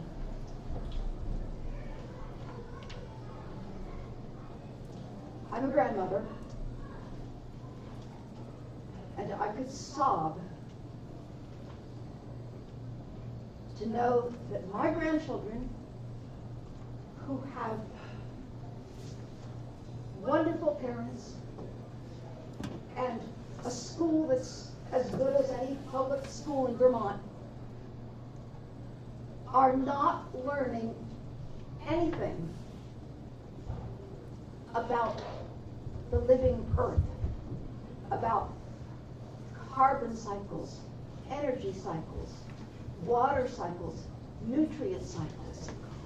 They're not learning that half of the excess carbon in the atmosphere comes up from the soil when the soil is left bare under the sun. There are bacteria that specifically cause the oxidation of the carbon. They are not learning of the many, many scientists who are clear about how, with just a fraction of the arable, that is to say, agriculturally usable land on the planet, you could remove enough carbon from the atmosphere to set us back where we were before the trouble started. Don't take my word for it. Read Christine Jones, The Soil Will Save Us. Read Judith Schwartz, who lives in Bennington, Cows Save the Planet, which, yes, she was trying to upset some common misconceptions, or Water in Plain Sight, also by Judith Schwartz.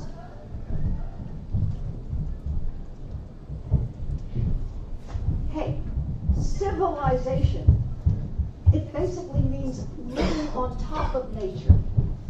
What was the mission of Western civilization even before the first European invasion of this continent? The conquest of nature.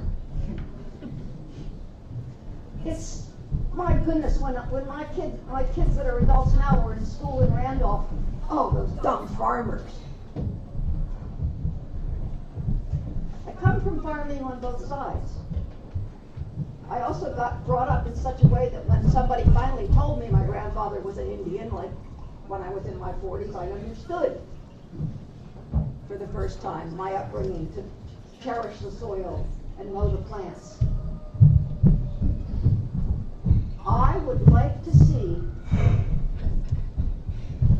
every student in Vermont, perhaps in the 7th grade or the 8th grade, spend the entire year learning about the living systems of our planet, and then spend the entire summer doing something like planting those cover crops that will drastically increase the amount of organic matter in the soil,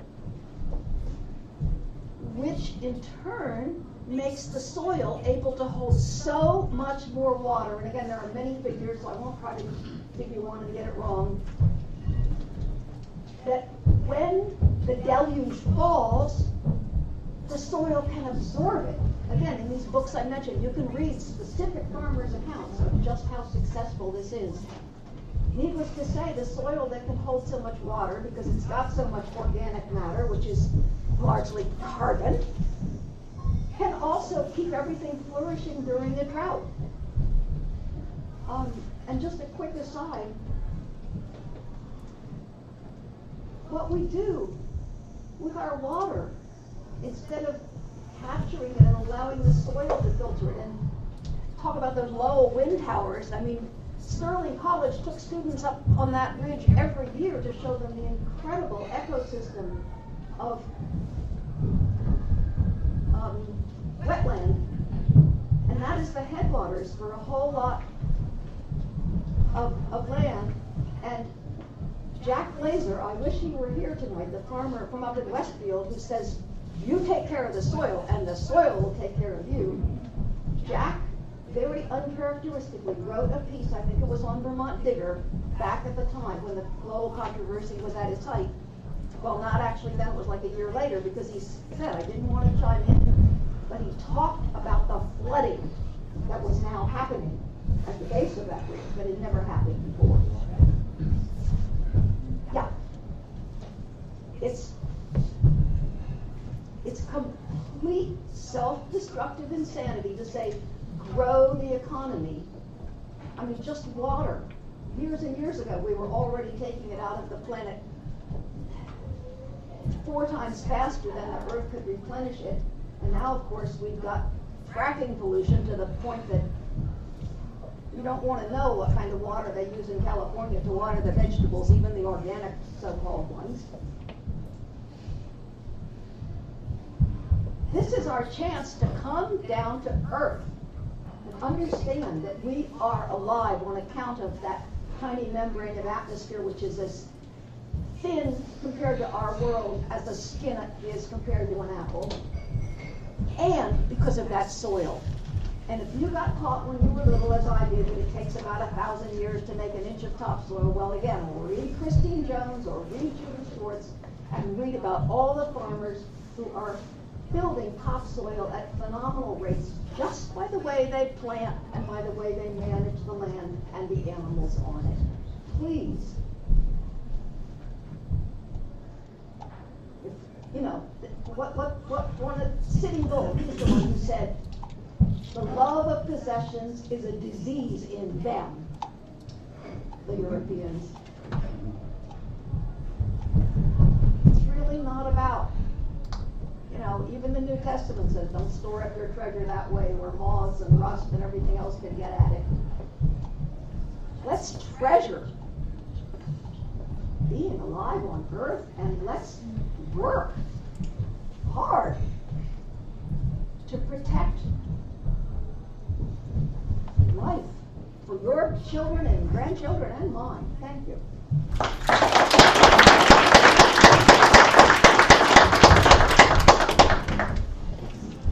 Hi, my name's Tom Hughes. I'm with a coalition called Energy Independent Vermont. We're working to put a price on carbon pollution in the state. And I'm really thrilled that when I heard that the governor was forming this commission, the 3 stated goals that the governor laid out of strengthening the economy, including all Vermonters in the solutions, and protecting the most vulnerable are goals that we share. And I would encourage the commission to consider one additional point, which is that the solutions that you recommend to the governor, be they on December 31st or in your final report next year, that they be commensurate with the challenge. And the challenge is grand. As was mentioned earlier, Vermont's carbon emissions, despite our good rhetoric and significant progress in some sectors, are actually up from the 1990 baseline year. We're not going down, we're going up. And the carbon pricing offers a solution, an opportunity to fund some of those solutions that we desperately need. We've heard a lot about tonight with a price on pollution. And so I've left you with a short commentary I wrote when the commission was announced. I encourage you to read it, and we would be happy to work with you on recommendations or ideas as you continue your important work. You're a resident of where? Burlington.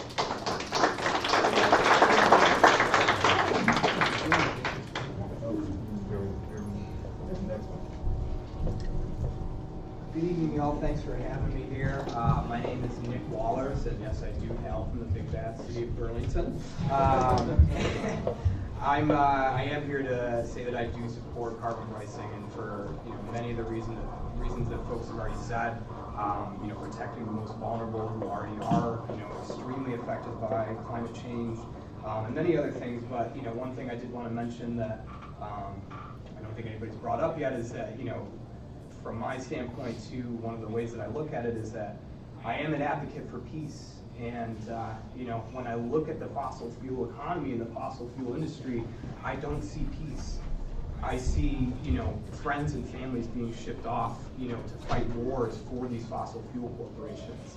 I see thousands of indigenous communities being displaced because of the drilling and the extraction processes. And then I also see thousands of communities being displaced because of the natural disasters that have been caused by our human activity and caused by our emissions. And so I believe that by putting a price on carbon pollution, we are in a way boycotting the institutions that do value profit over the health of our people and the health of our planet. And that's it. I really, I want to thank y'all so much, and congratulations on your new positions. And I just want to let y'all know that, we're really looking forward to seeing some serious results, and we'll be watching. So thank you.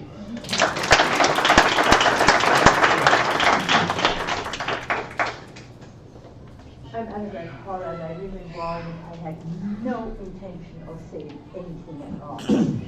But all of these different problems are very interesting. When I grew up, was World War II. We children were kept busy working in the gardens, in the fields, outside school. Nobody freaked out. We learned a lot. And now I am in Walden, and every day, maybe not every day, one of the red trucks makes its way up the road and sprays. You know the red truck? Cabot Creamery? I know, I have seen the chemical sheets, what is in that water. It makes you sick just to see it. And that stuff gets liberally sprayed, and nobody does anything about it. This has all started with over $2 million of a federal government loan for the creamery to build a water purification plant, which they never did. And that money makes its way around in quiet ways. But that stuff that gets sprayed is so toxic. I have been involved in trying to find out how we could stop it. And I was at the pond that the creamery has, 2 ponds, way up above the factory. We tried to figure out what to do, and we sent that into Dartmouth Hospital to be analyzed. And when you see what is in that water, you wouldn't believe this is the 21st century. It is just unbelievable. And so the farmers up and down North Star Road get this sprayed. When this spray hits the houses because the wind is strong, the paint goes bad.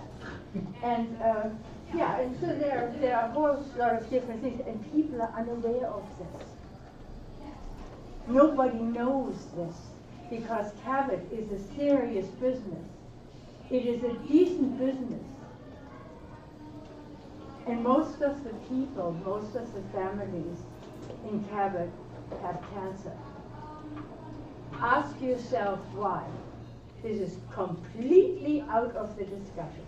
Nobody speaks about it, but I know quite a few people who are in that situation. Once you start getting into it, you can't really get out of it, because there is no way we can seemingly stop it. The cheeses are made in Massachusetts and New York, and they're coming in every weekday to be wrapped in Vermont wrap paper, so that they are a Vermont product. But they're not made here anymore. And if you want to see whether I'm talking nonsense here, call up the people in Montpelier and ask them for the list of chemicals that are contained in that water. And because there are 5 yearly permits that the Cabot Creamery has to attain, you can get quite a nice view of what is happening and where and how much. the stuff is deadly. So I think we shouldn't really tolerate that. But why do we do that? I can't figure it out. So anyway, I just wanted you to know that there is a very unpleasant situation that the 12 red trucks, I think they're 2,000-gallon trucks, they go 24 hours a day. They go all the way up to Memphremagog and back. And the stuff goes in the waters.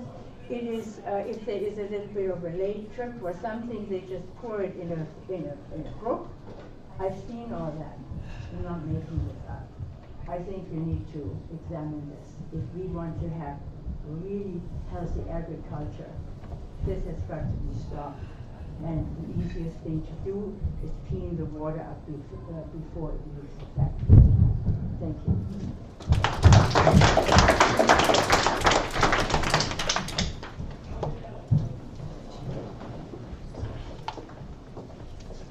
My name is Laura Ziegler and I live in Plainfield and I came here by public transit. I wanted to read a few phrases from an article that I read on March 1st, 1991. It was a copy of the New York Times that we left where I was sitting on the train. Past owners' unwillingness to take responsibility for their dumping, government regulators slowed by bureaucratic wrangling and uncooperative polluters, endless studies and battles over how the actual cleanup should take place and who should pay. Key 3 words here. Who should pay? Right now, we all do. When I read this article, I had more than the usual kind of semi-detached reaction because it was talking about what they characterized as one of the worst toxic dumps in New York State, which turned out to be where my family and I had lived, 3,500 feet away from this for about 14 years. My mother was about to die of cancer a few months later. My brother was a few years away from being diagnosed with 3 kinds of cancer in his 40s. And I took it personally. I always took this personally, but I really took it personally. I walked that ground. There wasn't even a fence around this to-be Superfund site. It was the contribution of Liberty Industrial Finishing and possibly the Department of Defense, which had operations there for years. Who should pay? We paid.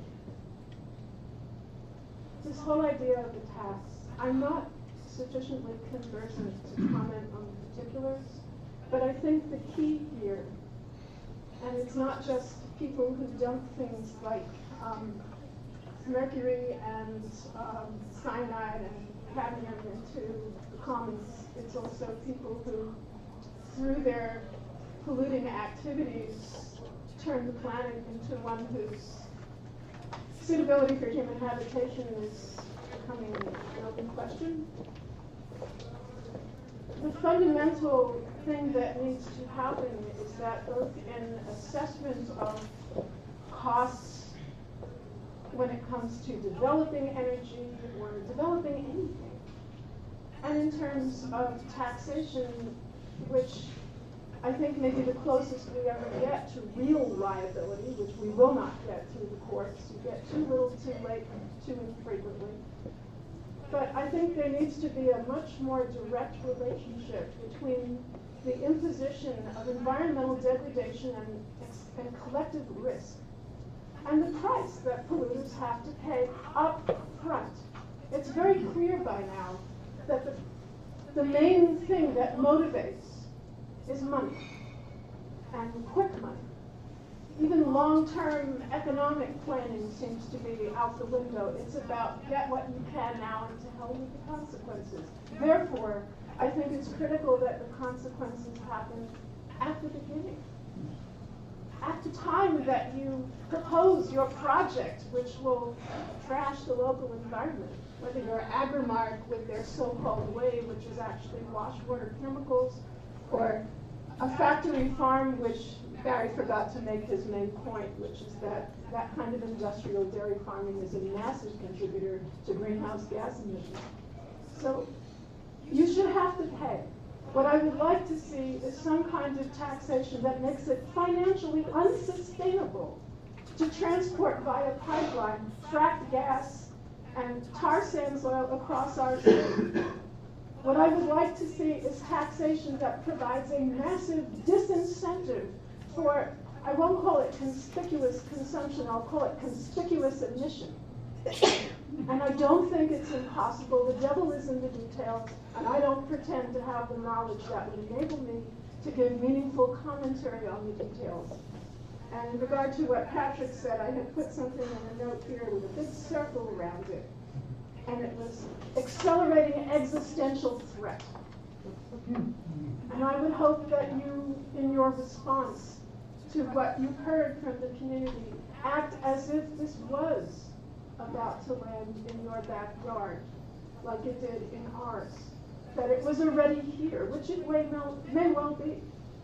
And that the fire or the dam breach or the flash flood, whatever it is, that it happened yesterday. And it has already happened in Vermont, but the thing is it's going to keep happening, and we know it's going to keep happening. And we know that we cannot rely upon the federal government, even for the kind of mitigation that we once thought we could. We could be calling this the United States of extraction at this point, and the EPA could be the MIA. So what we can do legally, and again, I don't pretend to know what you can do with state taxes, but I think you've got to do it and do it fast. Thank you.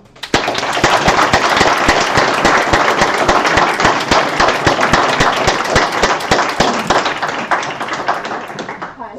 I also don't have anything prepared. I had a plan to speak, but my name is Cecile Johnston. I'm from Cabot, Vermont. I'm a seamstress in Montpelier, so I try to keep all your clothes out of the landfill.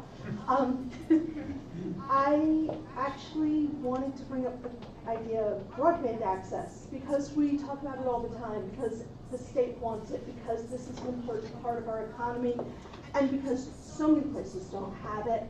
And we talk about how young people are leaving the state and not coming back, and there's a lot of reasons that's happening. One of them is lack of broadband access. One of them is the lack of jobs that pay them enough to actually live here. That requires energy. It just does. And if we're going to have broadband access, we've got to develop our energy sources. And if we want electric cars, we've got to develop energy sources. And what is that going to look like? I saw what it looked like in West Virginia and in Kentucky, and I've spent time in those areas. Those are the southern end of the Appalachians. And their culture is not that different from Vermont's culture, especially in Kentucky, hunting and fishing and living outside. Those are important things. People hike, people kayak. Those are really important things, and they matter. But, you know, we don't know how lucky we are. We don't have coal here. What has happened in those states to the mountaintops that have been leveled and the rivers that have been destroyed as a result of leveling those mountaintops is terrifying. And we don't want to go down that road here. So what is the answer? I love the idea of community energy development projects. I think we need to acknowledge that what happens in other places does impact us here. We've got developing nations, we've got developing nations with very high populations that are quickly coming online and are looking at the standard of living in the United States and think that looks pretty good, and who can blame them? And if their energy consumption rises to the level of the energy consumption in the United States, which it looks like it's very quickly going to do in places like China and India, their problems become our problems very quickly. So we've got to figure out what are the things we need to address. We need to address how do we provide the energy that we need so that our economy is stable, because we're not an agrarian system anymore. And I respect that, and I love that, and I do want that to be preserved. I think it will be best preserved if people can actually afford to do those things. So I'm sorry, I'm feeling a little bit rambly here, but I do think we have to address energy development. I do think we have to address ethical, sane, environmentally sustainable energy development. I do think we have to make it economically viable to do that, and you have to make it appropriate and inviting for people to live here and work here and recreate here and to want to be here and to stay here and to be able to afford to do that. And maybe if we can get that figured out, it can become a model for other places in the United States and in the world, because we're not alone in this, and that might be an opportunity. So, thank you.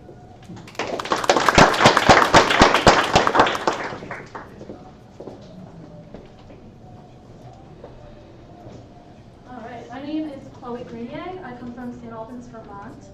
I spent the last couple summers canvassing door to door for PPERG, and I talked to thousands of Vermonters from every corner of the state, and I spent a large bulk of those conversations talking about a carbon pricing. And I wanted to first say that I am so filled with hope, just based on the amount of Vermonters who are so for this groundbreaking legislation. But I did also want to mention that a lot of these people that I talked to are low income. And a lot of these conversations I was having were very close to heart for me, because it's no surprise or shock that Franklin County does see a lot of poverty, and I'm no exception to that. And so it was really interesting to have these conversations about the relationship between, wanting to participate in clean energy and being a poor person. So I just wanted to say that it is important to acknowledge that our low-income neighbors are some of the most vulnerable victims of a fossil fuel economy. And in order to reach a completely renewable energy portfolio, we must provide low-income people with the tools and opportunities in order to do so. And I feel that carbon pricing is the most efficient, sensitive, and sensible way of doing that. That's all I have to say. My name is Rick Hausman. I'm from Newbury. Just be on the record as well for carbon pricing. The governor signed a bill about 3 months ago now called the Rural Economic Development Infrastructure Bill, which would enable local communities, groups of communities, to get together to do things like develop broadband. And so this is to talk to, very briefly, the transportation end of climate action. And that if in an area like ours, in the Northeast Kingdom, we had the kind of activity that took place 80 years ago in rural electrification, we could have fiber optic cable to individual residences. We could do it on a tax advantaged basis using the Ready District formula. We could enable our economic development to be done locally, with a whole lot less with a whole lot less commuting and a whole lot less carbon involved. That's all I want to say.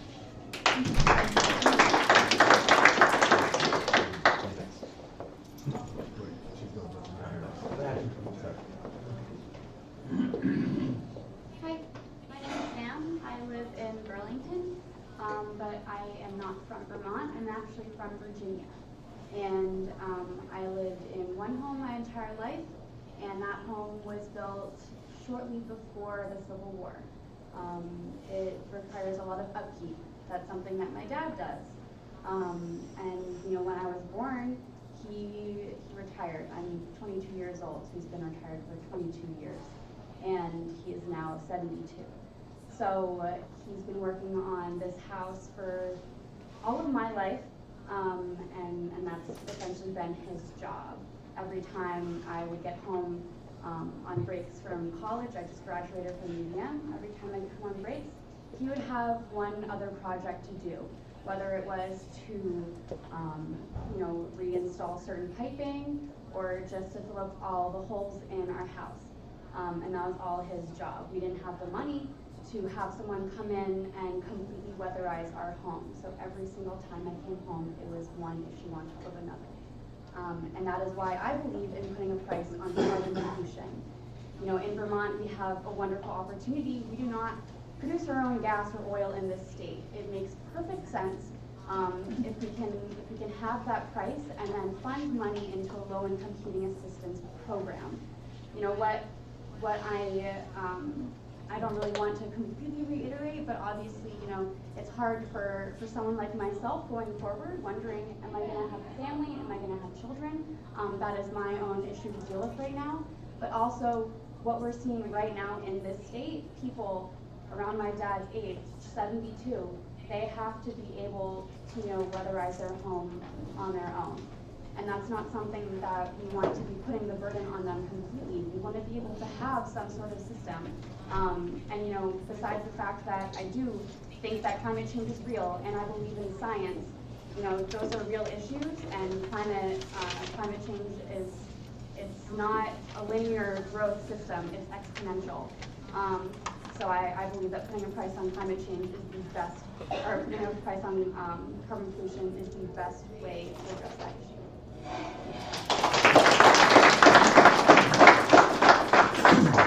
Hi everyone, my name is Jason Kaiser. I'm from Lyndonville, Vermont.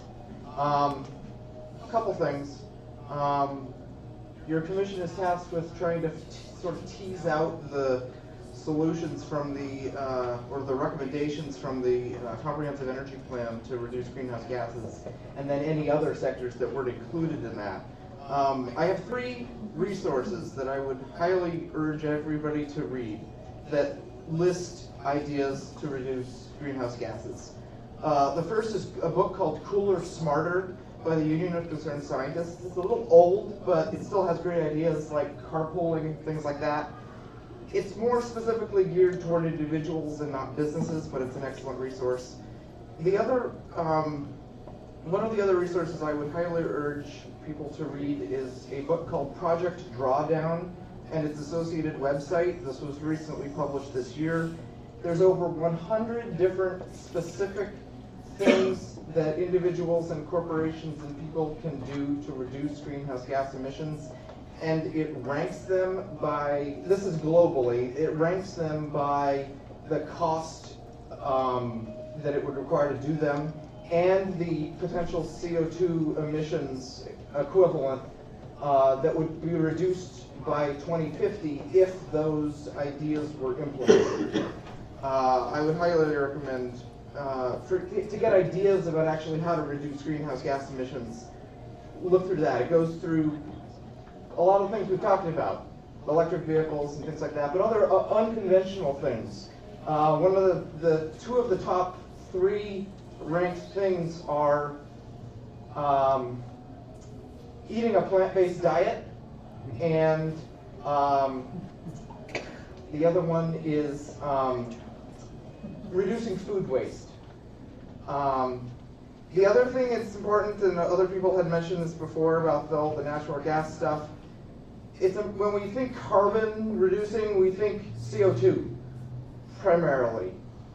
There's carbon in methane. Methane is the primary component of natural gas. Methane is actually 86 times more potent as a greenhouse warming gas than methane over a period of 25 years. Why 25 years? Because actually the residence of methane in the atmosphere is only about 10 to 15 years, as opposed to CO2, which lasts orders of magnitude larger. So the impetus to actually not creating natural gas infrastructure is that when you don't have methane leaking, you can actually significantly decrease your greenhouse gas emissions from methane, because methane only lasts 10 to 15 years in the atmosphere. Then I also had just some procedural questions that haven't been answered yet. Ways to submit any additional comments, I'd like to know how to do that. And similar to the Comprehensive Energy Plan, is there a plan to have a comment period on your proposal, what you're going to actually write? I assume you're going to draft it. If there isn't a plan to do that, I'd like to recommend that there is a public comment period on your draft. And I think that is everything I have to say.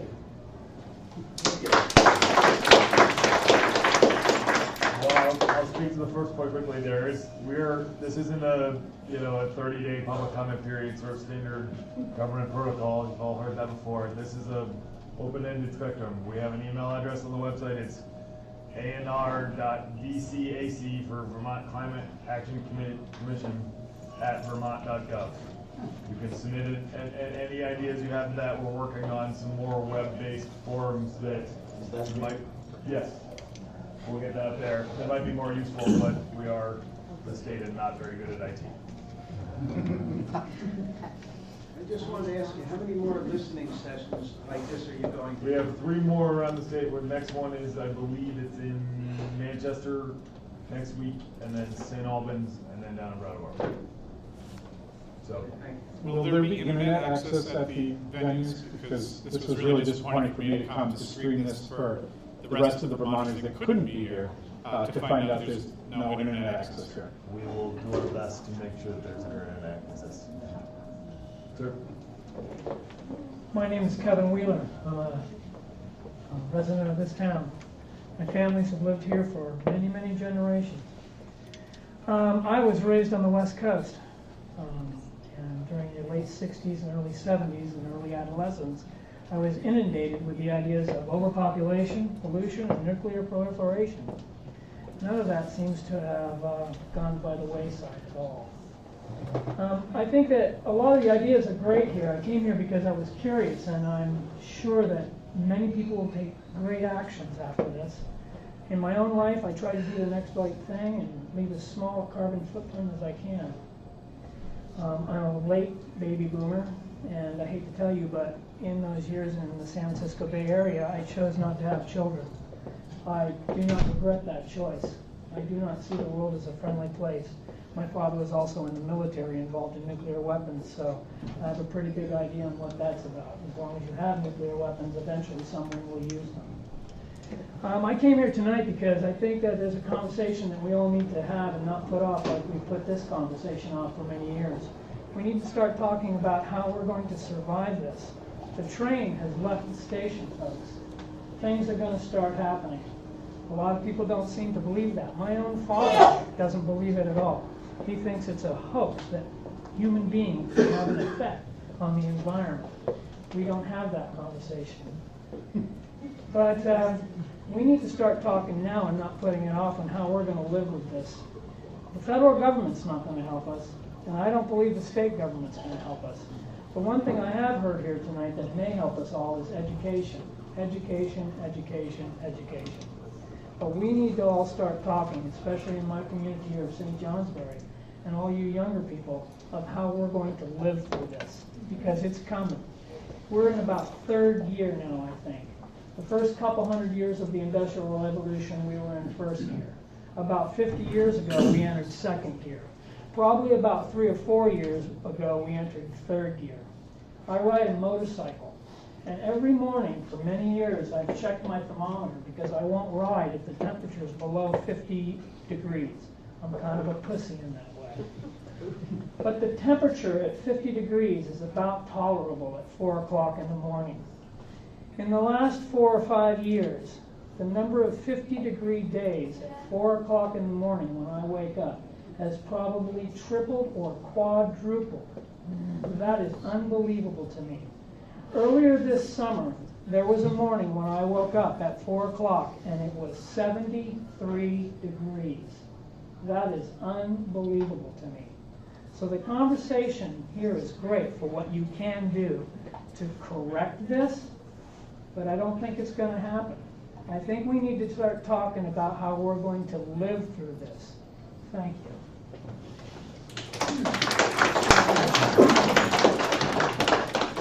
I'll stay back here. My name is Adam, and I live in Burlington, and was hoping to, I take a bus to work in Montpelier and walk and bike everywhere, and I was hoping to be able to come to one of these by one of those means of transportation, but unfortunately there's not one in Burlington or Montpelier, so I'm here today to talk to you, the commission, and really appreciate the opportunity to talk to you. I'm glad that the governor has created this commission and is taking climate change with the seriousness with which it deserves. I want to give you 3 places that are not Vermont that really signify for me the urgency of the situation and the way in which, like for a lot of people, this is very personal. The first place is Florida. I was born in Florida, my parents still live in Florida. The second place is Houston. My favorite cousin lives in Houston and works in, he helps impoverished communities as a lawyer who did what a lot of lawyers don't do, which is actually use their law degree to really help people, battle back against corporations that are trying to defile the environment. And he lives in Houston, and he helps communities that are near a lot of the refineries down there. And then the third place is Seattle. I went to graduate school in Seattle, and it's a second home for me. It's very close to my heart. Some of you who are paying attention to the news probably can find the link between those 3 places. Florida, I just had a big sigh of relief because my parents live in Tampa, and they were very lucky that the storm turned a little bit inland and didn't hit their house with a Category 3 force, which was projected to basically knock my parents' house down that I grew up in. Houston, as many of you know, they are still not recovered from the strongest and heaviest rains that they've ever had in Houston. And the communities that live in and around those refineries, the production of energy that we don't have to see here in Vermont, those communities suffered greatly and are continuing to suffer and will continue to suffer because storms like Harvey, storms like Irma are not done yet. They're going to continue apace. And Seattle, the last 4 or 5 years, 3 of which I actually lived there, the wildfires are out of control. You ask any scientist who's worth their salt, 97% of studies, not 97% of scientists, 97% of studies in the 3%, well, you can look at them and they're all very poor methodologically speaking, say that these kinds of events are going to happen more and more. We in Vermont cannot pretend that we live in isolation from those things. I'm a Vermonter, I live here. That's my best friends, my cousin and my parents who are suffering from these things. We all have a responsibility to act, and we can act in a number of ways. I've heard a number of people say that we don't have the grid capacity to handle more renewables in the northern part of Vermont. Well, we need to work on that. We need to make sure that we create that grid capacity so that when we produce more energy than we can use, we can sell it to our neighbors, like we currently do with the renewable energy credits that come from those renewables. What we can do is we can also continue to pursue these agricultural practices and forestry practices that actually sequester carbon and take them out of the atmosphere, because we need negative carbon emissions in this century. The last thing we can do is something which is supported by Republicans and Democrats and probably socialists and progressives and fascists alike, I don't know, is putting a price on carbon pollution. If that diverse of a group of people know that putting a price on the emissions that we put into the air is about the same as charging people for taking trash to the dump, is about the same as telling your neighbor, don't throw trash over your fence into my yard, then we know that that's a good solution. And we know that it's going to tilt the playing field in terms of the kind of energy we want and really mitigate and push back against those kinds of energy that we all know that we don't want. So thank you. I really appreciate your time.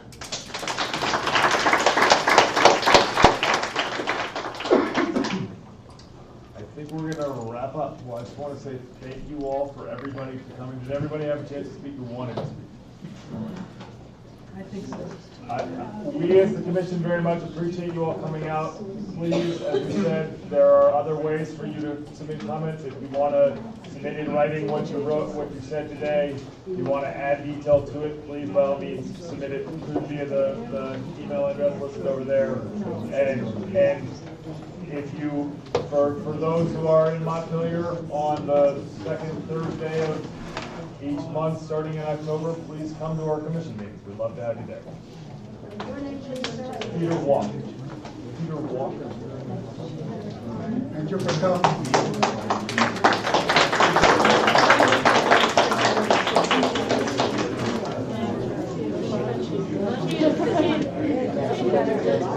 He'll be right back. Don't